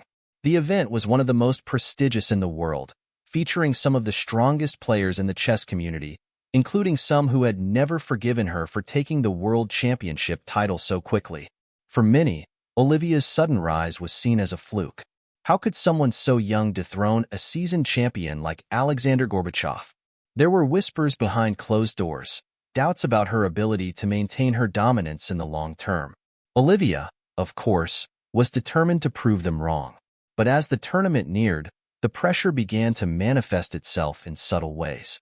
In training sessions with Azarov, she noticed herself second-guessing her moves, rethinking strategies she had once trusted completely. She could feel the weight of expectations creeping into her mind. One afternoon, as they reviewed her preparation for the Paris tournament, Azarov noticed the shift in her demeanor. "You're not yourself," he said bluntly, his sharp eyes narrowing as he watched her move the pieces across the board. Olivia froze. She hadn't realized it, but it was true. She had been playing not for the love of the game, but for something else, something external. She had been playing to prove herself, to satisfy the expectations of others. And that wasn't how she had started out. Azarov leaned forward, his tone softer now. "The pressure you feel isn't just about you. It's about what you represent. But remember, the game is your own. If you lose sight of that, you'll lose yourself." Olivia's heart sank. She had been so focused on living up to the title of world champion, on fulfilling the promises made to her fans, that she had forgotten why she loved chess in the first place. It wasn't for fame or money or titles. It was for the sheer thrill of playing, for the beauty of strategy and creativity that the game provided.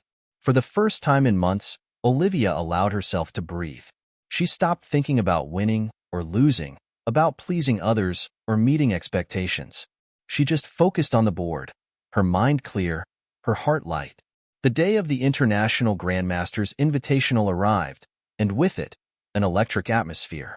The venue, a grand old hall in the heart of Paris, was filled with spectators, cameras, and reporters. The buzz in the air was palpable, with many wondering if Olivia could maintain her dominance after such a meteoric rise. Olivia walked into the hall with a calm resolve. Her mind was no longer clouded by the weight of external pressures. She had taken Azarov's advice to heart. She was playing for herself, not for anyone else. As she sat down at her first board, facing off against a seasoned grandmaster from Spain, she felt a sense of clarity that had eluded her for weeks. The game began, and immediately, Olivia's sharp mind came to the forefront. Her moves were fluid, her strategy bold. She was back to playing chess in the way she always had, intuitively, creatively, and with complete focus. Her opponent, despite his years of experience, couldn't keep up. By the end of the game, Olivia had secured a decisive victory, her hands steady as she shook her opponent's hand. The crowd erupted in applause, but Olivia didn't let it faze her. She simply smiled, thanked her opponent, and moved on to the next round. Over the next several days, Olivia's performance remained flawless. The deeper she went into the tournament, the more she began to realize that she had rediscovered something fundamental to her success. Chess wasn't about the pressure, the expectations, or the fame. It was about the joy of the game. It was about the puzzle, the challenge, and the intellectual stimulation it provided. When the tournament came to an end, Olivia had claimed yet another victory, proving not only her incredible skill but also her ability to overcome the pressures of being a world champion. But as she left the tournament hall, walking through the crowded streets of Paris, Olivia couldn't shake the feeling that something bigger was waiting for her. The road to becoming a true legend in chess wasn't just about winning tournaments. It was about pushing the boundaries of the game itself, about changing the way people thought about chess. Her thoughts drifted back to the young boy she had met in Dubai at the chess club, the one who had looked up to her with wide eyes. She realized that her legacy wasn't just about personal accomplishments. It was about inspiring the next generation to love chess as much as she did, to see the beauty in every move, in every game. In the coming months, Olivia made a decision that would surprise many of her fans and critics alike. She would use her newfound platform not just to win more titles, but to make chess more accessible to people all over the world. She began collaborating with organizations that aimed to bring chess to schools, to underprivileged communities, and to kids who may never have had the chance to experience the game. She started hosting workshops for young players, mentoring them in the same way that Azarov had mentored her. She also began working with top-level coaches and strategists to explore new approaches to the game, new strategies, new theories, new ways to evolve chess. It was a daunting task, but Olivia was no longer afraid. The more she gave to the game, the more she realized how much it had given her. Chess had changed her life, and now it was time for her to give back. As Olivia sat in a quiet cafe one afternoon, reflecting on her journey, she thought about how far she had come. From a young girl playing chess in her room to a world champion, a global ambassador for the game. It had been an incredible ride, but she knew that it was just the beginning. Being the best, she thought, isn't about the trophies. It's about inspiring others, pushing the boundaries, and constantly evolving. The challenge isn't just to win. It's to make the game better, to make it more than just a competition. It's about creating something that lasts. Her legacy was not only about victories on the chessboard. It was about revolutionizing the game, making it a force for change, and inspiring future generations to dream big, to challenge the status quo, and to never stop growing. Olivia Green wasn't just a chess champion. She was a pioneer, a visionary, and a trailblazer. And her journey had only just begun. Olivia Green had spent the past few years conquering the world of chess, but now she was ready for something different. The games, the titles, and the endless recognition were no longer enough to satisfy her. She had risen to the top, but now she felt an overwhelming urge to reshape the very game that had given her everything. She wasn't just content with being the best player in the world. She wanted to be a catalyst for change. It wasn't just about winning tournaments anymore. It was about what she could do with her platform. Olivia's ideas about chess were evolving. She had spent countless hours thinking about how the game could be modernized, how its complex beauty could be brought to a larger, more diverse audience. She wanted to reach beyond the traditional chess community. She wanted to inspire the next generation of players, especially those from underrepresented backgrounds. Her first step was clear. She needed to create a movement, not just a series of tournaments or workshops, but a worldwide shift in the way people viewed chess. It was a daunting task, but Olivia had never been one to shy away from a challenge. The seed for her idea was planted during a casual conversation she had with a fellow chess enthusiast during a trip to Japan. They had been talking about the future of the game and how chess, despite its rich history, had remained largely stagnant in its global appeal. It was still seen as a game for the intellectual elite, a pastime for a select few, with a culture that was often intimidating to outsiders. Chess needs to evolve, the enthusiast said. It's time for a revolution, something that makes it more inclusive, more exciting, more interactive. Olivia had never thought about it that way. Yes, chess was intellectually stimulating, but it was also incredibly rigid, bound by centuries-old traditions. The same set of rules, the same rigid structure. It was almost as though the game itself had become frozen in time. She had often experienced it herself, the isolation of being one of the very few women in a male-dominated world, the elitism, and the intimidation that newcomers faced. Olivia realized that if she was going to change the world, she needed to make chess more accessible. She returned to her hotel that night with a newfound sense of purpose. If anyone could spark this change, it was her. But it wouldn't be easy. She would need to push against the established norms, challenge the old guard, and bring chess into the modern world. She began working tirelessly on her plan, bringing in experts, technologists, and even influencers to help make her vision a reality. The first major step in her initiative was the creation of a cutting-edge, interactive online platform that combined traditional chess with elements of the digital age. The idea was simple: make chess more dynamic, engaging, and accessible to players of all skill levels. The platform, which Olivia named ChessNext, was a revolutionary tool designed to help players improve their skills, but with a twist. It would make learning and playing chess feel like a game itself. It combined personalized coaching, real-time AI analysis, and a social network for players to connect with each other. What set it apart from other chess apps was its emphasis on storytelling. Each player could participate in quests, interactive scenarios where they played through real-life inspired chess situations, facing off against historical chess champions, or even fictional characters in a quest to solve puzzles and achieve victory. There were customizable avatars, a point system, and even virtual chess tournaments where players could compete globally. This wasn't just about winning games. It was about experiencing chess in a new, immersive way.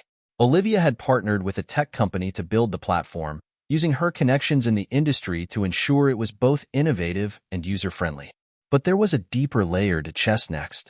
Olivia wanted it to be a tool for education, reaching children from underprivileged backgrounds, offering them not just chess training, but life skills, problem-solving, critical thinking, and strategy.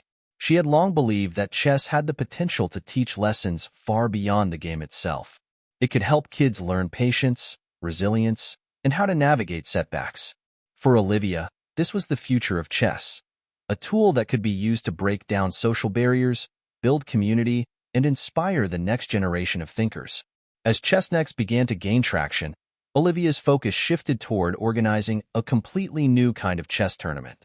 The tournament of the future, as she called it, would be different from anything the chess world had ever seen. Instead of the typical grandmaster-centric events, this tournament would be open to players of all levels: amateurs, hobbyists, children, and seasoned pros. The idea was to democratize chess, to create an event that celebrated the diversity of players rather than just the top-tier professionals. But the tournament of the future wasn't just about inclusivity, it was about innovation. Olivia wanted to add a new dimension to the tournament by integrating technology in a way that had never been done before. The tournament would be streamed in virtual reality, allowing spectators to feel as if they were inside the game itself, watching the action from any angle they chose.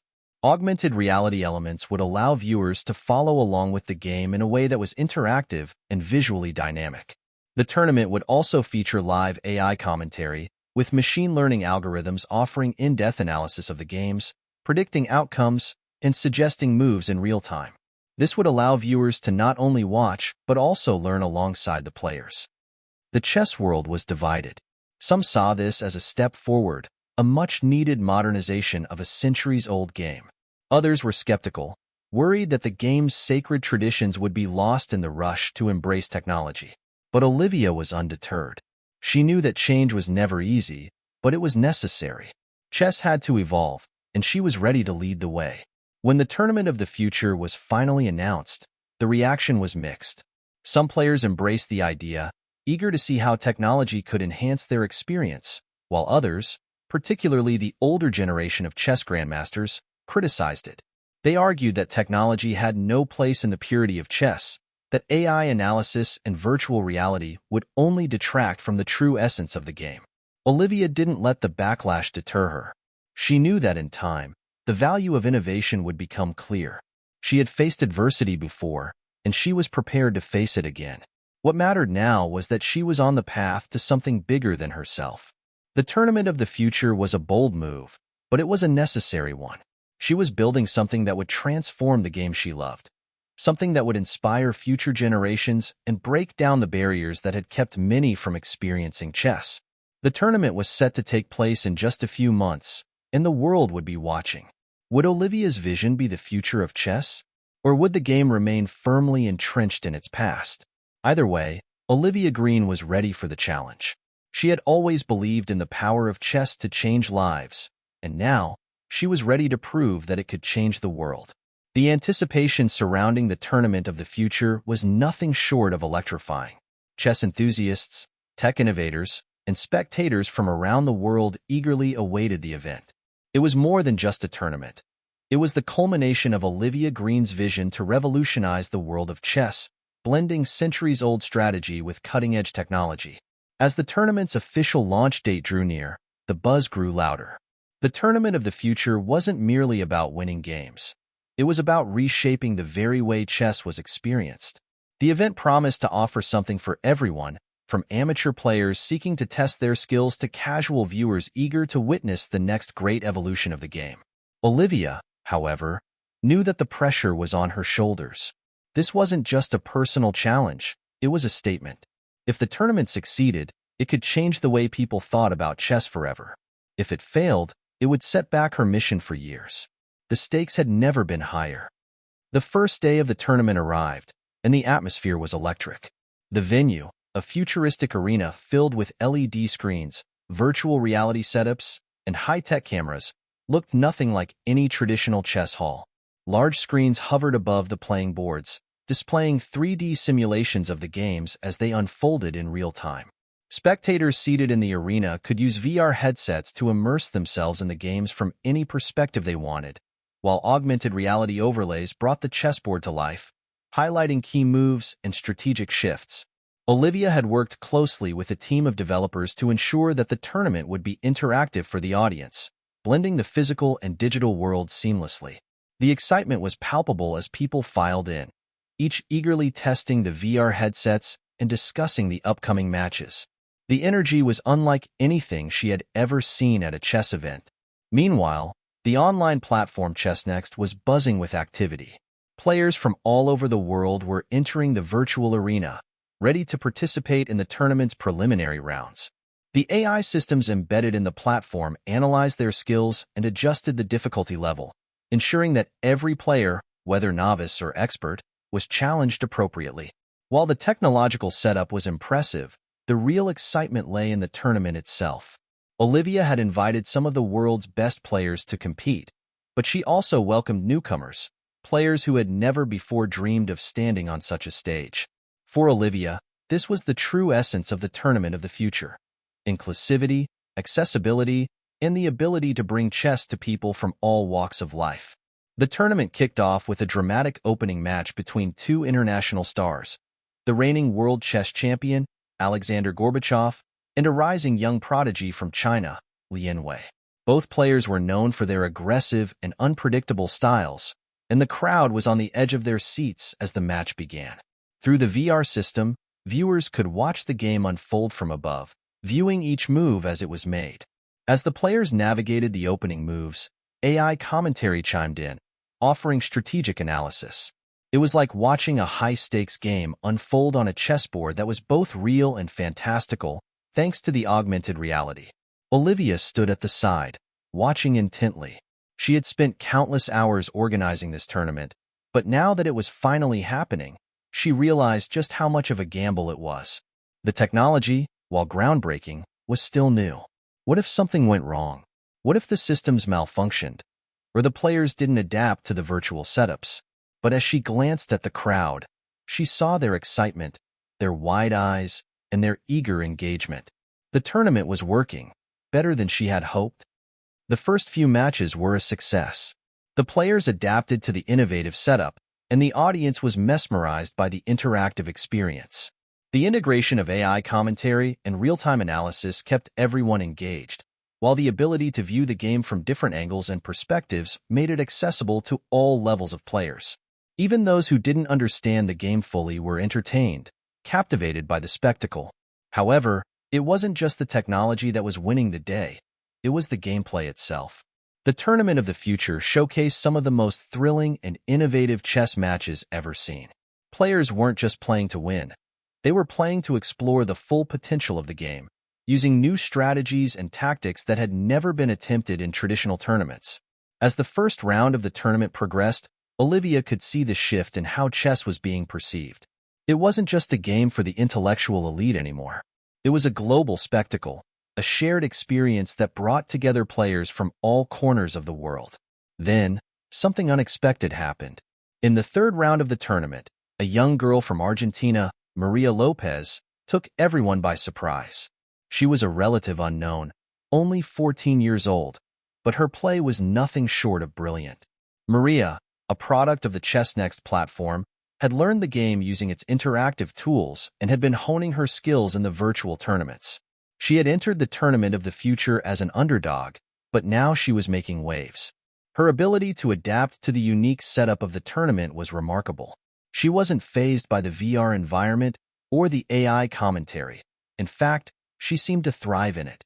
Her games were fluid, strategic, and bold, as though she were seeing the chessboard through a lens that no one else had considered. Olivia watched with growing excitement as Maria advanced to the semifinals, defeating some of the world's top players along the way. It was clear that Maria wasn't just talented, she was redefining how chess could be played in the 21st century. Her success was a validation of everything Olivia had hoped for. This tournament wasn't just for the established grandmasters or the highly trained professionals. It was for anyone with the passion, the drive, and the creativity to excel. Maria Lopez had shown the world that chess wasn't just for a select few. It was a game for everyone. As the final rounds approached, the excitement reached a fever pitch. Olivia's own match, as the organizer, was next. She hadn't played in a major tournament in months, focusing all her energy on organizing the Tournament of the Future, but she knew that this moment would define her legacy. The match would be broadcast to millions of viewers across the globe, and it wasn't just a game for her, it was a statement. Olivia was up against Lian Wei, the young Chinese prodigy who had made a name for himself in the international chess circuit. The crowd's energy was palpable, and as Olivia stepped onto the virtual playing field, she knew that she wasn't just representing herself, but the entire future of the game she had worked so hard to redefine. With each move, Olivia was aware of the world watching. But she wasn't just playing to win. She was playing to show that the future of chess was here, and that it was for everyone, no matter their background, their age, or their skill level. The game itself was a masterpiece, a brilliant display of strategy, adaptability, and creativity. It was a match for the ages, and as Olivia made her final move, a checkmate that left the crowd in awe, she knew that this tournament had done more than just redefine chess. It had rewritten the narrative of what the game could be. When the final match concluded, Olivia stood up, smiling but tired. The Tournament of the Future had been a success beyond her wildest dreams. The fusion of technology, creativity, and inclusivity had created a chess event unlike any other, and she knew that the future of the game was bright. But for Olivia, this was just the beginning. The tournament had proved that her vision for chess was not only possible, but it was necessary. She had seen firsthand how the game could bring people together, how it could inspire, educate, and unite. As she looked out at the cheering crowd, she realized that this wasn't just about winning titles or accolades. It was about creating something that would last, something that would shape the future of chess for generations to come. The Tournament of the Future was just the start. The revolution had begun. The aftermath of the Tournament of the Future was nothing short of extraordinary. The global chess community was still buzzing with excitement, and media outlets around the world were clamoring to interview Olivia Green. But despite the overwhelming praise and recognition, Olivia knew that the road ahead wasn't going to be as smooth as it seemed. The true test had just begun. Her vision for the future of chess had taken flight, but there were still countless hurdles to overcome. Many traditionalists in the chess world had criticized her innovations, and Olivia was fully aware that change, especially in a game as steeped in history as chess, would be met with resistance. Some had hailed her as a revolutionary, while others had dismissed her as someone trying to dilute the purity of the game. Despite the skeptics, the success of the Tournament of the Future had proven that there was a massive, untapped audience for chess, one that wasn't just interested in the mechanics of the game, but in the experience of it. The future was clear. Olivia's vision had struck a chord, but it was going to take continuous effort, and more importantly, collaboration, to bring her ideas to life on a larger scale. Olivia's primary goal now was to solidify ChessNext as the cornerstone of the chess revolution she had begun. The platform had already proved to be a valuable tool for players, particularly young ones, and those from underrepresented communities. The mix of AI-enhanced training, real-time feedback, and immersive storytelling had set ChessNext apart from other online chess platforms. However, Olivia knew that for ChessNext to truly reach its potential, it needed to scale. This meant attracting more developers, more sponsors, and more players to build a community that could sustain itself. To do this, Olivia started working on partnerships with schools, universities, and even tech companies to integrate ChessNext into educational curriculums around the world. She wanted to ensure that chess was not only fun but also a vehicle for learning. One of her most ambitious ideas was to create a global chess league, a league that could compete on the same level of excitement and viewership as major sports. Imagine, Olivia thought, the world watching a live-streamed, interactive chess competition where the best players from different countries competed for the ultimate title. It wouldn't just be a game. It would be a spectacle, something that could bring people together like never before. She had the backing of several sponsors, but to make the league a reality, she needed to get buy-in from traditional chess organizations like FIDE, the International Chess Federation. Their support was crucial, as they controlled the official rankings and the sanctioning of top-tier chess events. It was a delicate political dance, one that required both patience and diplomacy. Olivia's next big move was to request a formal meeting with FIDE's leadership. She needed to convince them that her vision wasn't a threat to the game's legacy, but rather a natural evolution of it. Chess, she believed, had to adapt to the digital age, just as every other major sport had. It wasn't just about attracting more players. It was about making chess more relevant in a rapidly changing world. She scheduled the meeting for a Friday afternoon, hoping that the Chess Federation's leadership would be in a receptive mood. The meeting was set to take place in Zurich, Switzerland, the heart of FIDE's operations, and Olivia would be presenting her ideas to the board. It was going to be a make-or-break moment in her career. If she succeeded in convincing FIDE, it could mean unprecedented growth for chess. If not, it could spell the end of her vision, or worse, a public blow to everything she had worked for. The night before the meeting, Olivia couldn't sleep. She was nervous, of course, but there was another feeling gnawing at her, a sense of foreboding, as if the world she had built was about to be shattered by the very people who should be supporting her. Despite the doubts creeping into her mind, she reminded herself why she was doing this in the first place. For the future of the game, for the millions of people around the world who could benefit from chess in ways that extended far beyond the board. The next day, Olivia stood in a sleek, modern conference room in Zurich, facing the FIDE leadership team. The room was cold, almost sterile, with walls lined with sleek wooden panels and a long glass table at the center. Around the table sat some of the most powerful figures in the chess world, grandmasters, former champions, and the president of FIDE himself, a man named Viktor Mikhailov. Olivia had prepared meticulously for this moment. She started by presenting the success of the Tournament of the Future, showing FIDE's leadership just how successful the hybrid tournament model had been. The numbers spoke for themselves. Viewership had exploded, social media engagement was off the charts, and for the first time in years, the chess world was seeing an influx of new players. Olivia then laid out her vision for the future.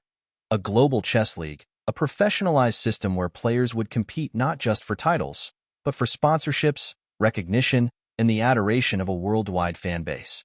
She made a compelling argument, illustrating how other sports, from basketball to esports, had made the leap into the digital world without losing their essence. The future of chess is here, she told them, her voice steady but passionate. We have the chance to shape it into something bigger than ever before. We're not trying to erase the tradition of the game.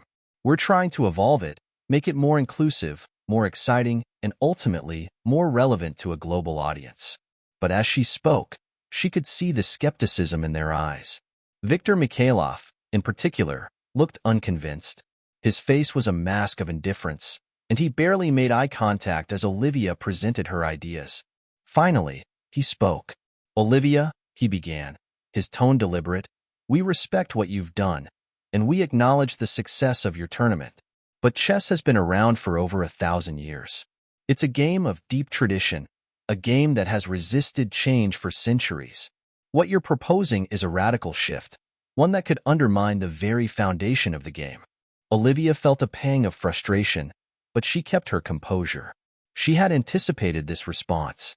"I understand your concerns," she said, "but the world is changing, and so must chess. If we want to grow, to reach the next generation of players and fans, we need to embrace innovation. I'm not asking to replace the traditional game. I'm asking to enhance it." The room was silent for a moment as the board members exchanged glances. Finally, Mikhailov leaned forward. "We'll give you a chance to prove your model," he said, "but we will be closely watching how this unfolds. If it works, we'll support it. But if it fails, don't expect us to back you again." It wasn't a victory, but it was a start. Olivia had been granted the opportunity to prove her vision. As Olivia left the meeting, she felt a sense of relief. She hadn't gotten a resounding endorsement, but she had received permission to continue. The next phase of her journey was about to begin, and it wouldn't be easy. But with the tournament of the future behind her and the backing of a few key sponsors, she knew that the chess world was on the cusp of something monumental. Olivia's mission was clear. The road ahead would be difficult, but it was one that would ultimately define the future of chess. And with that, she was more determined than ever to see it through. After the tense meeting in Zurich, Olivia Green felt a mix of relief and renewed determination. While FIDE had agreed to allow her vision to continue, it was far from a guarantee that her tournament of the future and the Global Chess League would be successful.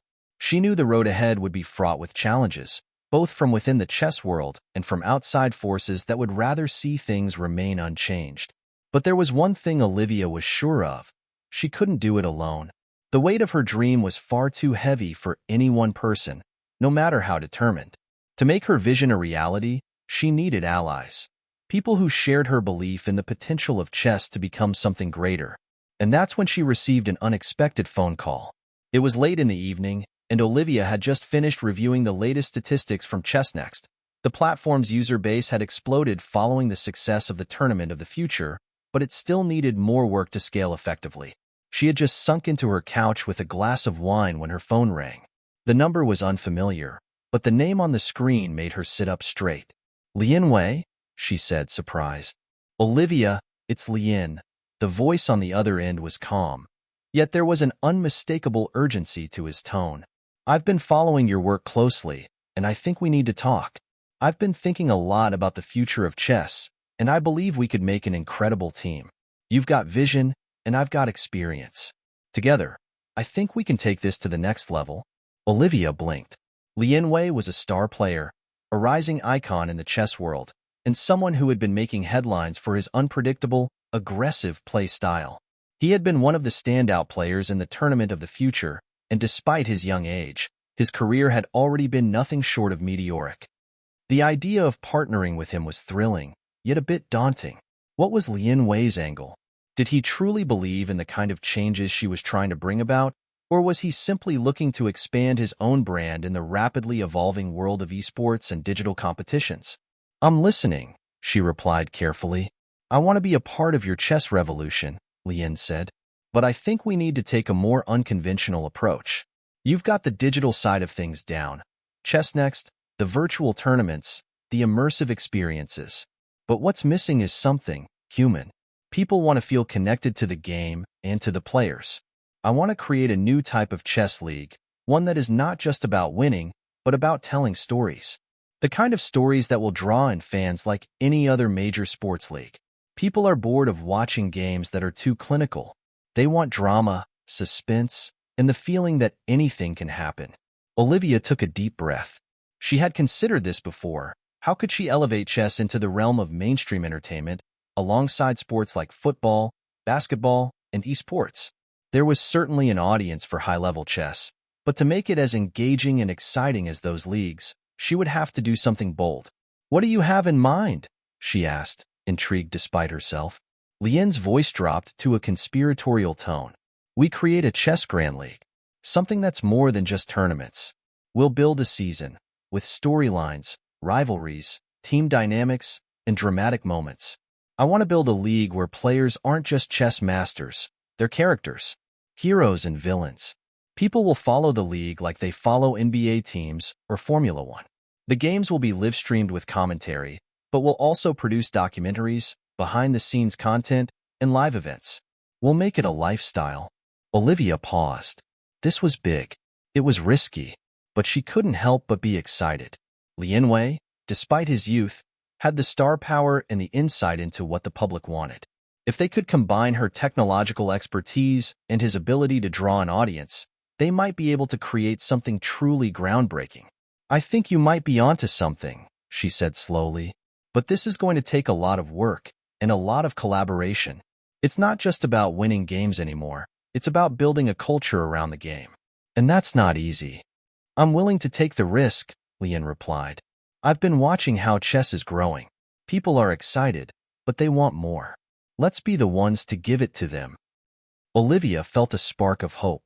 She had been struggling with how to make her vision larger than just the tech and the digital side of things. She needed the human element, the emotion, the excitement that came with high-stakes sports. This could be the key to transforming chess into a global entertainment phenomenon. "I'll meet with you in person," Olivia said, her voice firm with resolve. "Let's make this happen."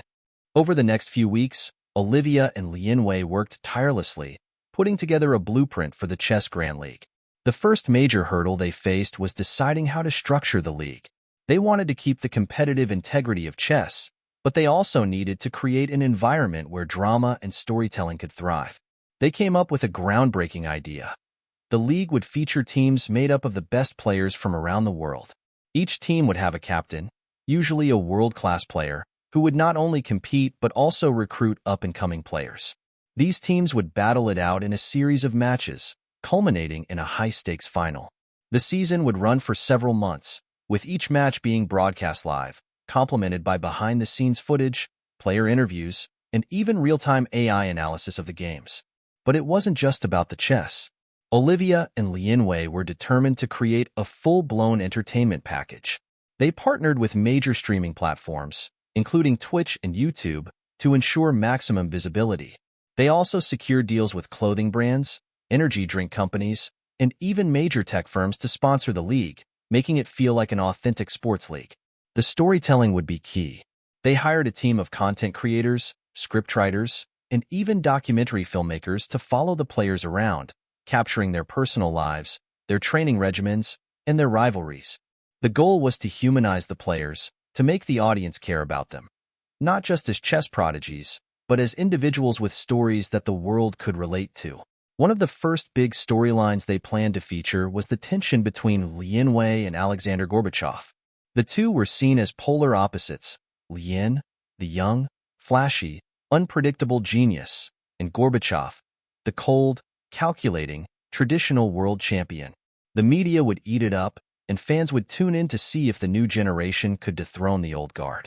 The Chess Grand League launched with an explosive first season. The first match, Lien Wei's team versus Gorbachev's, drew millions of viewers worldwide. The chess itself was intense, but it was the personal drama that truly captivated the audience. The commentators wove the storylines seamlessly into the matches, highlighting rivalries, underdog victories, and moments of intense emotion. But the real magic happened off the board. Fans flocked to social media, discussing not only the moves but the personalities of the players, the tension in the locker rooms, and the predictions for upcoming matches. Olivia watched with pride as her vision was finally becoming a reality. The Chess Grand League wasn't just about playing chess anymore. It was about living it, breathing it, and sharing it with the world. And for Olivia Green, Lien Wei, and everyone involved, It was the beginning of something monumental. The Chess Grand League had done more than just break new ground. It had completely shifted the perception of chess as a niche game for intellectuals and turned it into a global spectacle. Within just a few months of its launch, the league had sparked a chess renaissance. People who had never considered chess a sport before were now tuning in to watch, and even more surprisingly, they were getting emotionally invested in the players, the teams, and the storylines that unfolded before their eyes. Chess was no longer just a game. It was a global cultural event. Olivia Green watched with a sense of awe as the numbers flooded in. Millions of viewers streamed the live matches across multiple platforms, and social media buzzed with real-time commentary and fan discussions. The world had begun to see chess in a new light, not as a game played in quiet corners of academia, but as a fast-paced, high-stakes sport that could rival the best of them. Yet with the success came growing pains.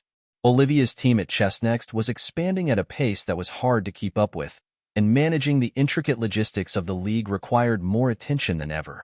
There was also the mounting pressure to keep delivering on the high expectations that had come with their sudden success. As the second season of the Chess Grand League approached, Olivia began to feel the strain. The level of competition was higher, the stakes greater, and the expectations from sponsors, media, and fans were only intensifying. The first season had been a roaring success, but could they keep the momentum going? Olivia had to ensure that the quality of the broadcasts, the behind-the-scenes content, and the matchups themselves stayed as exciting as the first. One area of focus was the development of new, interactive features on ChessNext. With so many new fans flocking to the platform, Olivia realized that simply streaming the matches wasn't enough. She needed to deepen the user experience. She wanted people not just to watch the games, but to feel like they were a part of them. Through ChessNext, viewers could now analyze moves in real time, vote on strategies that the players could consider via a fan suggestion feature, and even participate in live Q&A sessions with the players. It was a chess-first social network that connected fans with the game on a level never seen before. But it was the global expansion that kept Olivia up at night.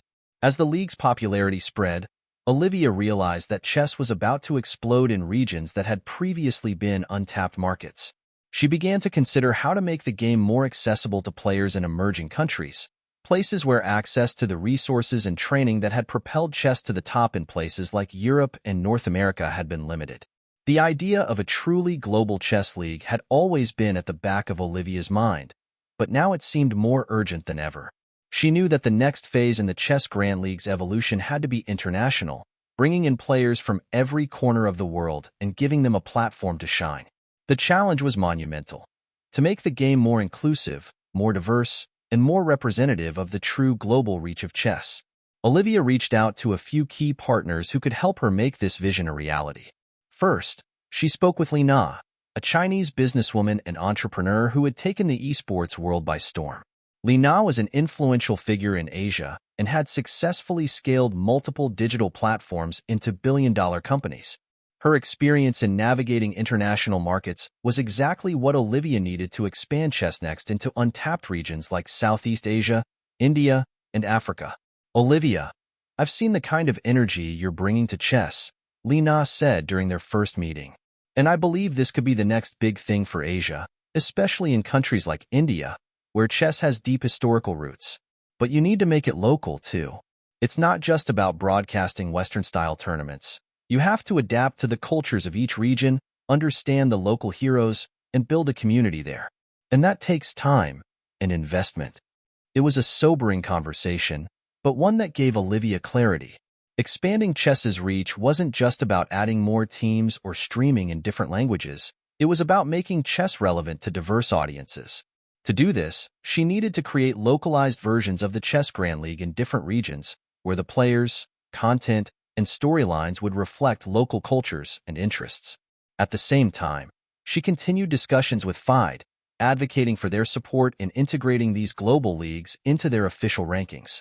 She knew that getting the Global Chess Federation behind her would be a game-changer, and after several more meetings, FIDE finally agreed to sanction regional leagues that would feed into the larger Chess Grand League. It was a huge win for Olivia, but it didn't come without its complications. The traditional chess world had long resisted change, and many within FIDE's leadership were still hesitant to fully embrace her vision. But the momentum of the Chess Grand League was undeniable, and even the most conservative members of FIDE couldn't ignore the wave of interest sweeping across the globe.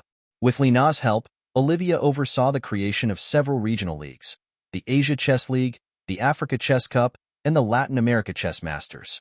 These leagues would serve as feeder systems for the global championship, but were also designed to highlight local talent and provide a platform for players who might not otherwise have had the chance to compete on the world stage.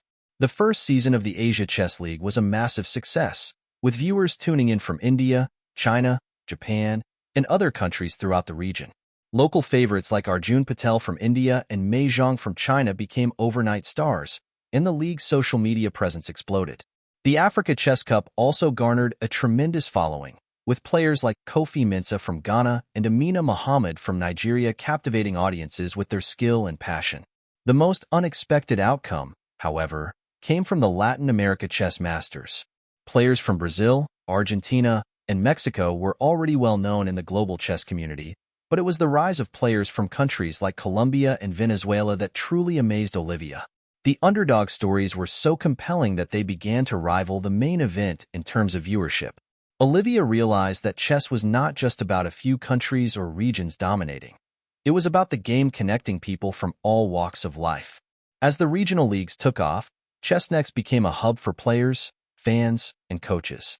The platform now offered multilingual support, AI-driven learning tools, and even virtual coaching for aspiring players from around the world. Olivia was humbled by how far her vision had come. The chess revolution she had set in motion was now in full swing, and it was more inclusive, more diverse, and more accessible than ever before. But even as Olivia celebrated these wins, she couldn't help but think about the future. There was still so much to be done. The next challenge was to maintain the integrity of the game while continuing to innovate. Could she keep the balance between the tradition of chess and the fast-paced, entertainment-driven world she had helped create? As she looked out the window of her office, the world felt at her feet. But she knew that this was just the beginning. The true global chess revolution was just starting to unfold, and there would be many more challenges ahead. One thing was clear: chess was no longer a niche game. It had become a global phenomenon, and Olivia Green was right at the center of it, determined to make sure that its future would be brighter and more exciting than ever before. The Chess Grand League was on fire. Olivia Green had built something revolutionary: a global chess ecosystem that connected millions of fans and players across the world.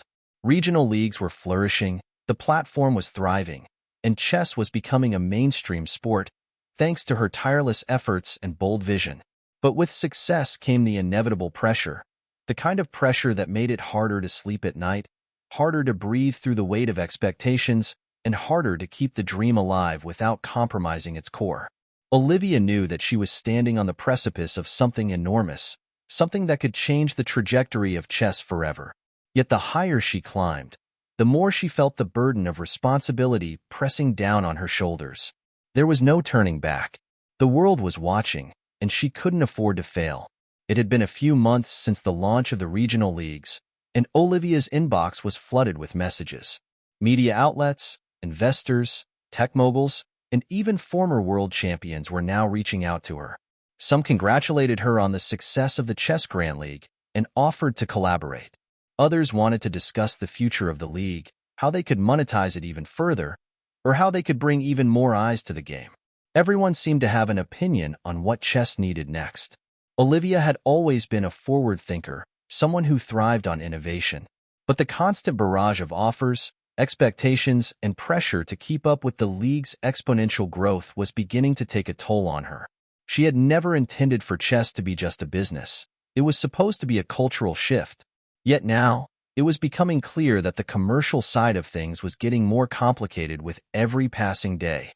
"Olivia, can we talk?" Her best friend and ChessNext's chief operating officer, Mira, asked one morning, her voice laced with concern. "You look exhausted. This constant juggling between all the leagues, the sponsors, the partnerships, it's taking a toll." Olivia smiled faintly, though the exhaustion was evident in her eyes. "I know, but this is the moment we've been waiting for. Chess is bigger than ever. We're changing the game. We can't slow down now. I get that, Mira replied, sitting down across from her. But at what cost? You're pushing yourself to the limit. You're working 16-hour days, fielding endless meetings, and barely taking time for yourself. I just don't want to see you burn out. Olivia sighed deeply. Mira was right. She had thrown herself into this project with everything she had, forsaking her own well-being to make the Chess Grand League a success. And it was succeeding, wildly so. But she couldn't shake the feeling that she was running on empty. The constant demands, the stress of staying ahead of competitors, and the pressure to keep innovating felt like an impossible balancing act. I don't know how much longer I can keep this up, Olivia admitted, her voice barely above a whisper. What if I fail them? What if the pressure becomes too much? Mira leaned forward, her expression softening. Olivia, you're not alone in this. You've built an incredible team. You've created something that people around the world are falling in love with. You've changed chess forever. But you need to take a step back. You can't do it all by yourself. It was hard to hear. Olivia wasn't used to admitting weakness, especially not when she was so close to the finish line. But she knew Mira was right.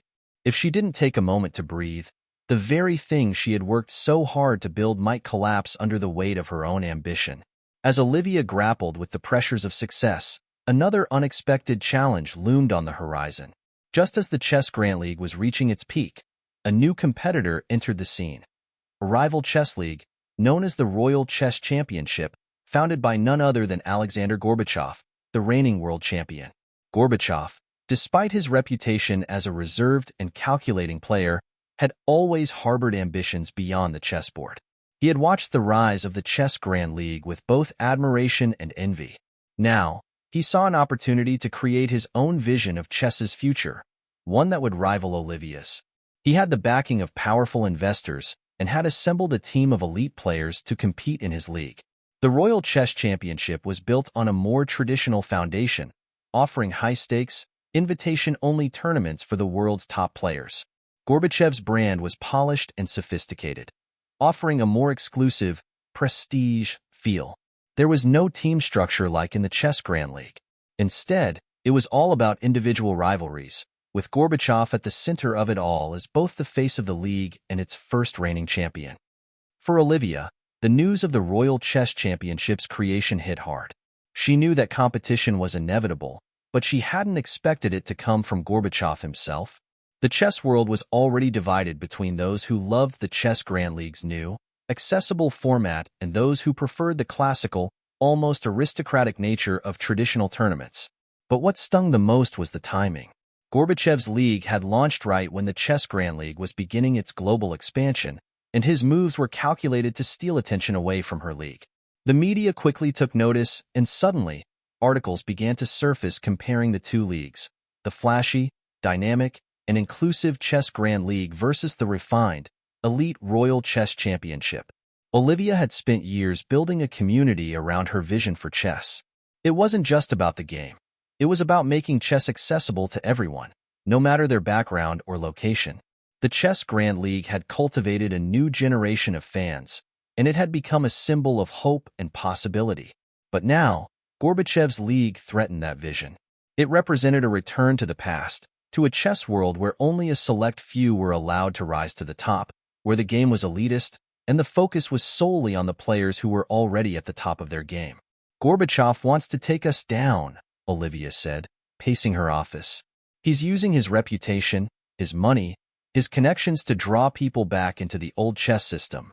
We're about to face the kind of competition we've never seen before. Mira nodded. But remember, Olivia, this is exactly what you've been fighting against.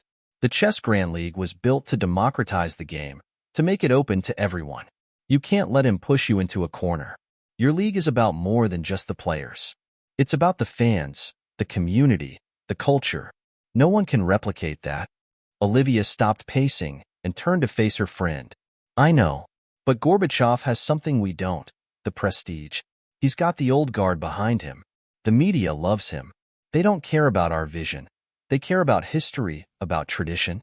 You can't compete with that, Mira replied. But you don't have to. You've already built something better. The fans love what you're doing because it's new, fresh, and inclusive. They don't want to go back to the past. Olivia took a deep breath. She had always known there would be challenges ahead, but this felt different. This was more than just business. It was about preserving the soul of the chess revolution she had started. She couldn't let Gorbachev, or anyone else, pull chess back into the past. The battle isn't just about players or matches, Olivia said, her voice firm with resolve. It's about the future of the game. We're going to keep pushing forward. We're going to build something bigger than any one league. This isn't just about competition. It's about changing the entire chess ecosystem. As she looked out over the city skyline, Olivia knew that the road ahead wouldn't be easy, but she had never been one to shy away from a challenge. The fight for chess's future had just begun, and she was ready to lead the charge. The tension in the air was palpable. The Chess Grand League was hurtling toward its climax, the championship match that would determine the undisputed champion of the world. The atmosphere felt like an electric storm, crackling with excitement and expectation. Yet, beneath the excitement lay a quiet, intense undercurrent of uncertainty. Olivia Green stood backstage at the Grand Arena, her heart pounding. This moment, this match, was bigger than anything she had ever imagined. This wasn't just another tournament. It was a defining moment for the future of chess. The Chess Grand League had already made waves across the world, but this final match could elevate it to a level beyond anyone's wildest dreams, or crush it completely. The stakes were higher than ever before. The champion of this season's Chess Grand League would walk away not only with the coveted title, but also with the future of the game itself hanging in the balance. The final match was set between two of the brightest stars of the league, Arjun Patel, the young Indian prodigy who had taken the chess world by storm, and Mei Zhang, the formidable Chinese master who had consistently outmaneuvered her opponents with precision and poise. Their rivalry had become the stuff of legends. But there was more at play here than just personal glory. The global chess scene was watching, scrutinizing every move, every tactic.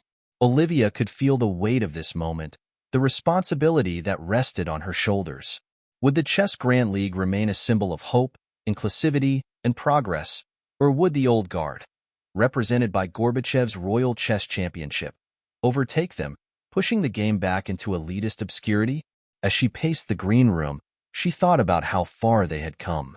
The launch of regional leagues, the growing fan base, the exciting, fast-paced broadcasts, it had all been leading to this. But now, the competition was more intense than ever before. Gorbachev's Royal Chess Championship was gaining traction. His traditional approach, emphasizing prestige and exclusivity, had its own allure, and many in the chess world were beginning to question if the Chess Grand League's vision could withstand the weight of time. The noise outside the backstage area grew louder, signaling that the match was about to begin. Olivia took a deep breath and composed herself. She couldn't let the pressure get to her now.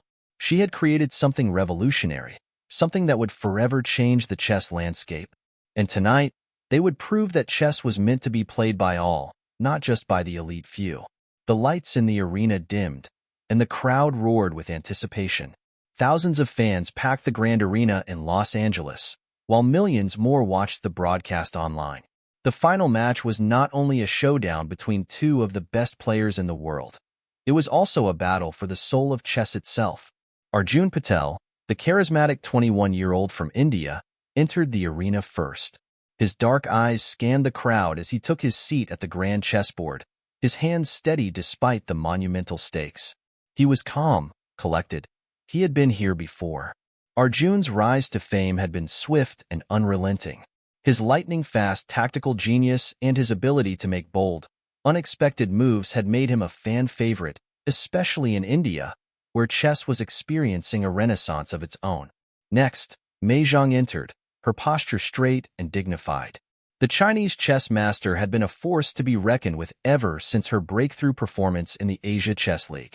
Known for her meticulous precision and deep understanding of positional play, Mei was the polar opposite of Arjun's aggressive, rapid-fire style. The contrast between the two had made this championship all the more compelling. Fans around the world had picked their sides, but one thing was clear. This was going to be the most intense chess match ever played. Olivia watched from the sidelines, her breath catching in her throat as the players settled into their seats. She felt a flutter of nerves, this was the culmination of everything they had worked for. This match would define whether the Chess Grand League would remain at the top of the chess world or whether Gorbachev's Traditionalist League would take over. But there was something else she couldn't shake, a feeling of exhilaration. She had taken risks, defied the norms, and built something that felt like it could change everything. This match was a testament to that journey.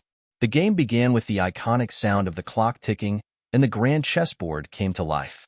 The crowd fell silent as Arjun and May locked eyes, exchanging nods of respect before turning their full attention to the game. Each move they made felt like a masterstroke, and the anticipation in the arena was palpable. Arjun opened with his usual d4, a move that signaled his intent to dominate the center early. May responded with a solid d5, setting the stage for a classic, symmetrical battle. The chess pieces began to dance across the board, the subtlety of their movements holding the attention of the audience as the tension in the room continued to build. Arjun played quickly, his moves brimming with energy. He was an instinctive player, one who thrived on creative risks and unpredictable tactics. May, in contrast, was the embodiment of precision, each move deliberate and calculated. The two players represented the old and new of chess. Arjun, the modern-day virtuoso, eager to break free from tradition. May, the master of classical chess, who believed in the power of deep calculation and positional understanding. The first few moves were rapid, but as the game deepened, the intensity grew. Each player was probing for weaknesses, looking for openings in their opponent's defense. The clock ticked down, and the audience sat on the edge of their seats, waiting for the first real clash to unfold. Then, on move 17, it happened. Arjun made an unexpected sacrifice, pushing his knight into a vulnerable position and offering May a pawn. The crowd gasped, unsure if he had made a grave mistake or if this was a stroke of brilliance. May, however, hesitated. She knew that accepting the pawn could give Arjun the initiative, but rejecting it would leave her in a position where she had to spend precious time finding a response. For several minutes, the entire arena watched in silence as May's hand hovered over her next move. She studied the board, weighing every possibility. The pressure was on her now, and it was clear that Arjun's move had thrown her off balance. Finally, May made her decision. She declined the pawn, opting instead to strengthen her position and maintain control of the center. The crowd erupted in applause. It was a tactical decision that reflected May's strategic depth. She was not one to be lured into traps. But Arjun was not deterred. His eyes gleamed with the thrill of the challenge. The game went on, both players trading blows, each one trying to outwit the other. It was a battle of wits, a contest of nerves, and every move seemed to have the potential to turn the tide of the match. Arjun's quick thinking and May's meticulous calculation created a symphony of chess at its highest level. As the game reached the middle game, something unexpected occurred. Arjun had been leading in material, but May's positional play had slowly started to dominate. The crowd could feel the shift in the air. Arjun's bold sacrifices were no longer yielding the rewards he had hoped for, and May was tightening her grip on the board. Then, with only minutes left on the clock, Arjun made a move that would become legendary. In an audacious play, he sacrificed his queen for a devastatingly clever attack on May's king. The crowd gasped. Was it a blunder? Was he losing his mind under the pressure? May stared at the board for what felt like an eternity. Her queen was gone, and Arjun had opened up a deadly path to her king. The audience was frozen in anticipation. The game had reached its most critical moment. Would May hold steady and defend her way to victory, or would Arjun's daring sacrifice pay off? The clock was ticking. The tension in the air was unbearable as May Zhang and Arjun Patel faced off in what could only be described as a defining moment in the history of chess. Every second felt like a lifetime, each move hanging in the balance, poised to shift the fate of the game. The Chess Grand League Championship was not just about a title. It was about the soul of modern chess, about the future of the sport itself. Olivia Green watched from the sidelines, her heart pounding in her chest. The weight of this moment was almost too much to bear. The board had changed dramatically over the last few moves. Arjun had sacrificed his queen in what many had thought was a desperate move, one that might cost him the game. But instead of surrendering, Arjun's boldness had created an opening, a pathway that could lead to victory or to complete collapse. Mei Zhang, the master of position and calculation, was caught in a web of complex decisions, each one more critical than the last. As Arjun's hands hovered over his remaining pieces, Mei's eyes darted back and forth, searching for a way to block the incoming attack. The position was precarious. She had the material advantage, but the attack Arjun had unleashed was like a tidal wave, impossible to ignore. Mei had been known for her composure, but now there was a flicker of doubt in her movements. She took a deep breath and glanced at her clock. Only 5 minutes remaining. Arjun had only 2 minutes left, but Mei knew that time was running out for her as well. She had trained for this.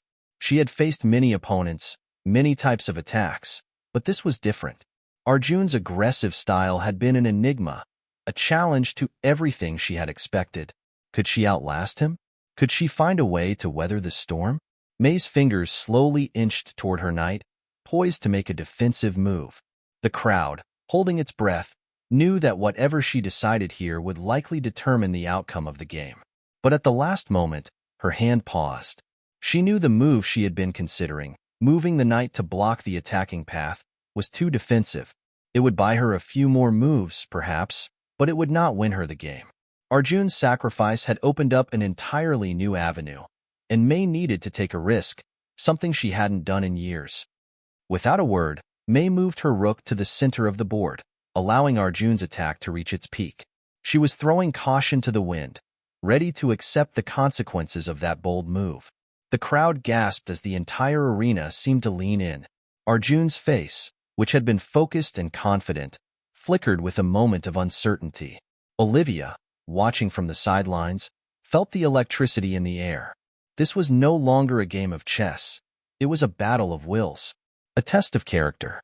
A test of whether daring innovation could triumph over calculated precision. Arjun's brow furrowed. He had anticipated everything but this.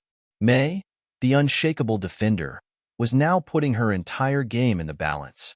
He knew he had only one window to execute his plan, one chance to capitalize on Mei's mistake, or she would turn the tables and win the match. He leaned forward, his face tight with concentration, watching the board as though it was the only thing that mattered in the world. Just one move, he muttered under his breath. Just one move. His hand reached out to his rook, and in a swift motion, he slid it across the board.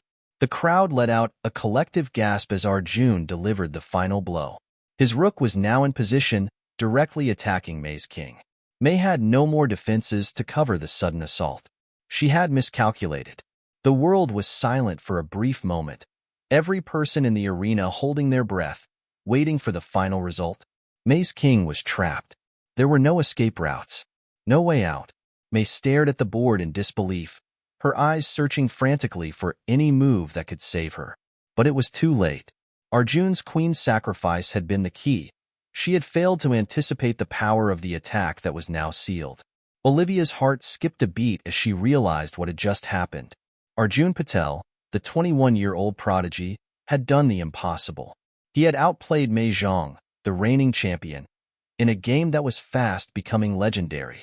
The crowd erupted into a frenzy of applause, their cheers deafening as the match came to a close. Mei extended her hand, a gesture of grace despite the crushing defeat. Arjun took it with a smile, his usual confidence tempered by the enormity of what he had just accomplished. He had just won the Chess Grand League Championship in one of the most spectacular, thrilling matches anyone had ever seen. His sacrifice of the queen had been a gamble, a calculated risk that paid off in a way no one had expected. Olivia rushed onto the stage, her face lighting up with pride. This was her dream, her vision, now realized on a global scale. The Chess Grand League had not only survived but had flourished. And the victory of a player like Arjun, a young, innovative genius who had pushed the boundaries of the game, was proof that their approach to chess was working. This was the future of chess. As Arjun was crowned champion, the world watched in awe. His victory was not just about his brilliance on the board. It was about everything he represented. He was a symbol of the new generation of players, unafraid to take risks, to break from tradition, and to redefine what it meant to be a chess champion. But more than that, Arjun's victory was a victory for the Chess Grand League itself. It had stood strong against the tides of competition, and now it had proven its worth on the biggest stage. In the days that followed the match, the entire world seemed to buzz with excitement. News outlets around the globe hailed Arjun's victory as one of the greatest in chess history. Articles were written, documentaries were planned, and Arjun's name became synonymous with the new wave of chess. For Olivia, the win was more than just a professional achievement. It was a personal one. The road to this moment had been filled with obstacles, self-doubt, fierce competition, and the looming presence of Gorbachev's Royal Chess Championship. But the victory had solidified the Chess Grand League's place as the definitive platform for the future of chess. As Arjun was interviewed by reporters in the aftermath of his win, Olivia found a quiet moment backstage. She looked out at the crowd, the roar of excitement in the distance, and allowed herself a moment to reflect. She had done it. They had done it. The world had just witnessed a revolution in the game. But Olivia knew this was just the beginning. There were still countless challenges ahead. Challenges she would face head-on, with the same drive, passion, and vision that had brought her here. The future of chess was now in her hands, and she was ready to shape it. The euphoria from Arjun's victory in the Chess Grand League Championship still buzzed through the air like a spark of electricity, radiating outward in ripples that reached every corner of the globe. News of the match had dominated headlines, but it was more than just a championship win. It was a turning point for the game of chess itself. For Olivia Green, the journey had just begun. As she stood backstage, watching the final moments of the grand ceremony, she allowed herself a brief moment of satisfaction. The event had been a resounding success. Arjun Patel, the new champion, had become an international sensation. His unorthodox style, his boldness, and his stunning queen sacrifice had captured the imagination of fans everywhere. People were talking about chess again. More importantly, they were talking about it in a way they hadn't in years, passionately, excitedly, and with hope for the future. But Olivia knew that there was much more work to be done. The Chess Grand League had fought hard to create a new model for the game, one based on inclusion, excitement, and global accessibility. They had made inroads, but the battle with Gorbachev's traditional Royal Chess Championship was far from over. The old guard would not surrender quietly. Back in the Chess Grand League headquarters, Olivia stood in front of a wall plastered with images of the league's journey, events from the regional leagues, photos from the launch parties, and pictures of the passionate players who had helped bring this dream to life. The success of the Grand League had been built on the shoulders of thousands, and now it was time to take it to the next level. Olivia, a voice interrupted her thoughts. She turned to see Marcus, her chief strategist and close friend, walking toward her with a broad smile on his face. Marcus had been with her since the early days, helping to shape the vision for the league and turning it into something tangible. He was the mastermind behind much of the marketing, the partnerships, and the infrastructure that had propelled the Grand League forward. "Can you believe it?" Marcus said, his eyes glinting with excitement. "Arjun's win has gone viral. Social media is buzzing like never before. We've crossed into millions of followers across platforms. The league is growing faster than we could have imagined." Olivia smiled, but kept her gaze fixed on the wall. "Yes, I'm aware. But we need to keep the momentum going. The Royal Chess Championship is circling like a vulture. They'll be coming for us soon enough." Marcus nodded, his face turning serious. "We've got some options, though. We can ramp up the regional leagues, do more collaborations with tech companies, launch another international championship. But we need to have our next move planned out now. Otherwise, we risk losing our foothold in the market." Olivia's mind raced as she considered their options. The next few months would be critical in securing the future of the Chess Grand League. They needed to innovate further, keeping the game fresh, exciting, and accessible. The game had already evolved into a global spectacle, but now it was time to push chess into uncharted territory. "We need something bigger," Olivia said suddenly, as if struck by an epiphany.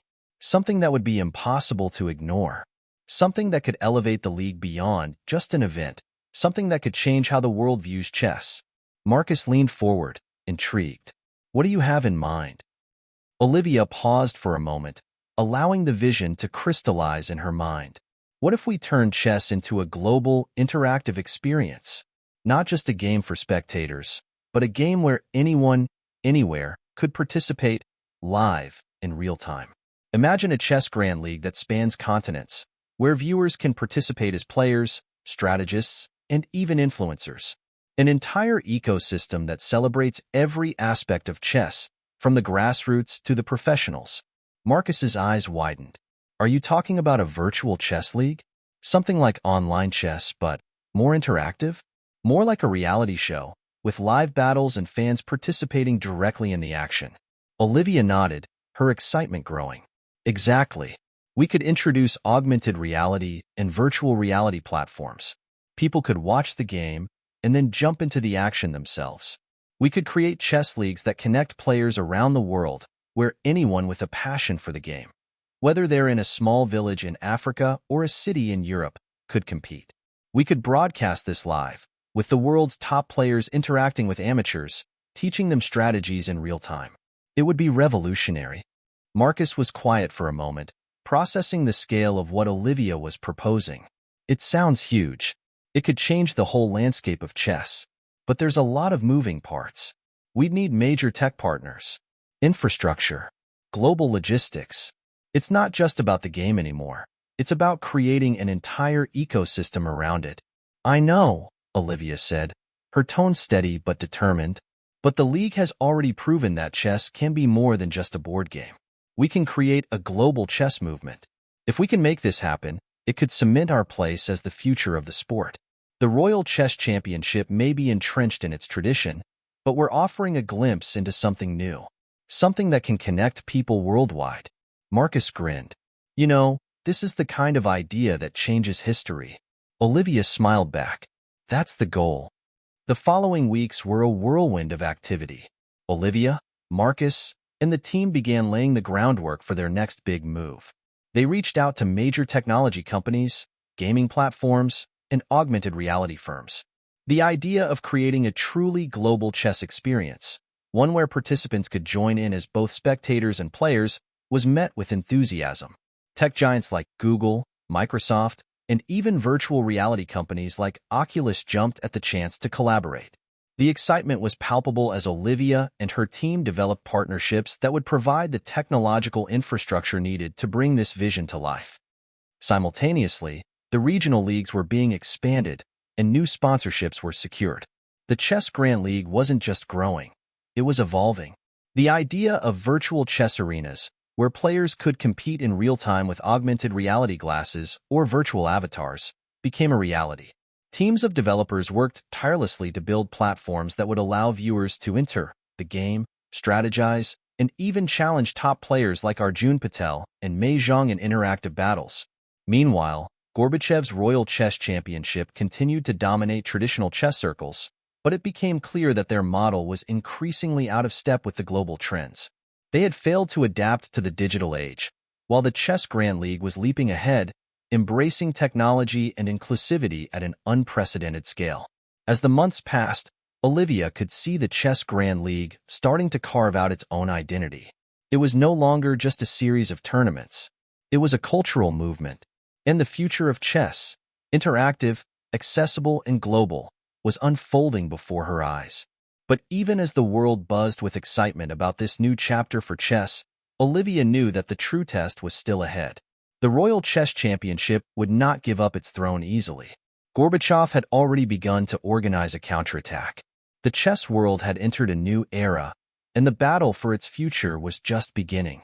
As the day of the new Global Chess Grand League launch approached, Olivia stood before a massive screen, watching as the final details were being added to the event.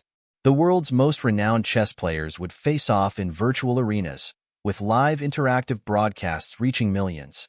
Players in remote corners of the world would be able to play alongside the grandmasters in a way that had never been done before. The future of chess was now in her hands, and with it, the future of a sport that had captivated humanity for centuries. The revolution was no longer just a dream. It was becoming a reality. The global launch of the Chess Grand League's new augmented reality platform was fast approaching. Olivia Green could feel the weight of the moment pressing down on her. The stakes had never been higher. The chess world was watching. Tech giants were watching. And, perhaps most critically, Mikhail Gorbachev, the patriarch of the traditional Royal Chess Championship, was watching. As the countdown to the launch ticked away, Olivia stood in the league's bustling headquarters, her mind racing with anticipation. Every move they had made so far, every decision, had led to this point. The Chess Grand League had already made waves with its innovative approach to the game, but now it was ready to completely redefine what it meant to be a chess player, a chess fan, and a part of the global chess community. But she knew the road ahead would be fraught with challenges. Olivia, Marcus's voice pulled her from her thoughts, his tone sharp and focused. We have to talk strategy for the big reveal. It's not just the game itself, it's how we sell it. The excitement is already building online, but Gorbachev's camp is preparing to release their own counter-announcement. They're not going to let us just take over the chess world without a fight. Olivia took a deep breath, turning her gaze toward the holographic projection of the virtual chessboard that had become the centerpiece of their strategy. It was more than just a board. It was a universe, a vast, interactive platform where anyone, anywhere, could play in real time alongside world champions. The league was pushing the boundaries of what technology could do to make chess a truly global, participatory experience. I know, and I'm not worried about them. Gorbachev may have decades of tradition on his side, but we have the future. We have a vision that's bigger than a board game. We have the tools to connect people in ways they've never been connected before. This is about creating a chess ecosystem, not just a tournament. Olivia's voice was calm, but determination laced every word. Marcus nodded, sensing the resolve in her tone. So what's our next move? We've got the technology. We've got the partnerships. We have the audience. But this launch needs to be more than just a game. It needs to make a statement. Olivia's eyes glimmered with conviction. We have to take the fight directly to them. Gorbachev and his Royal Chess Championship may control the traditional world of elite chess, but we have something they don't: access. Our new platform isn't just about the best players in the world. It's about everyone having the opportunity to compete, learn, and engage. We can't just announce the launch. We need to create an event that puts every piece of the league on display. We need the world watching, and we need to show them that chess is for everyone. The plan was simple, but the execution had to be flawless. Olivia and her team decided that the launch of the Chess Grand League's new augmented reality platform would coincide with a massive, high-stakes match. Not just any match, but a global, multi-layered tournament that would feature the world's top players battling it out live.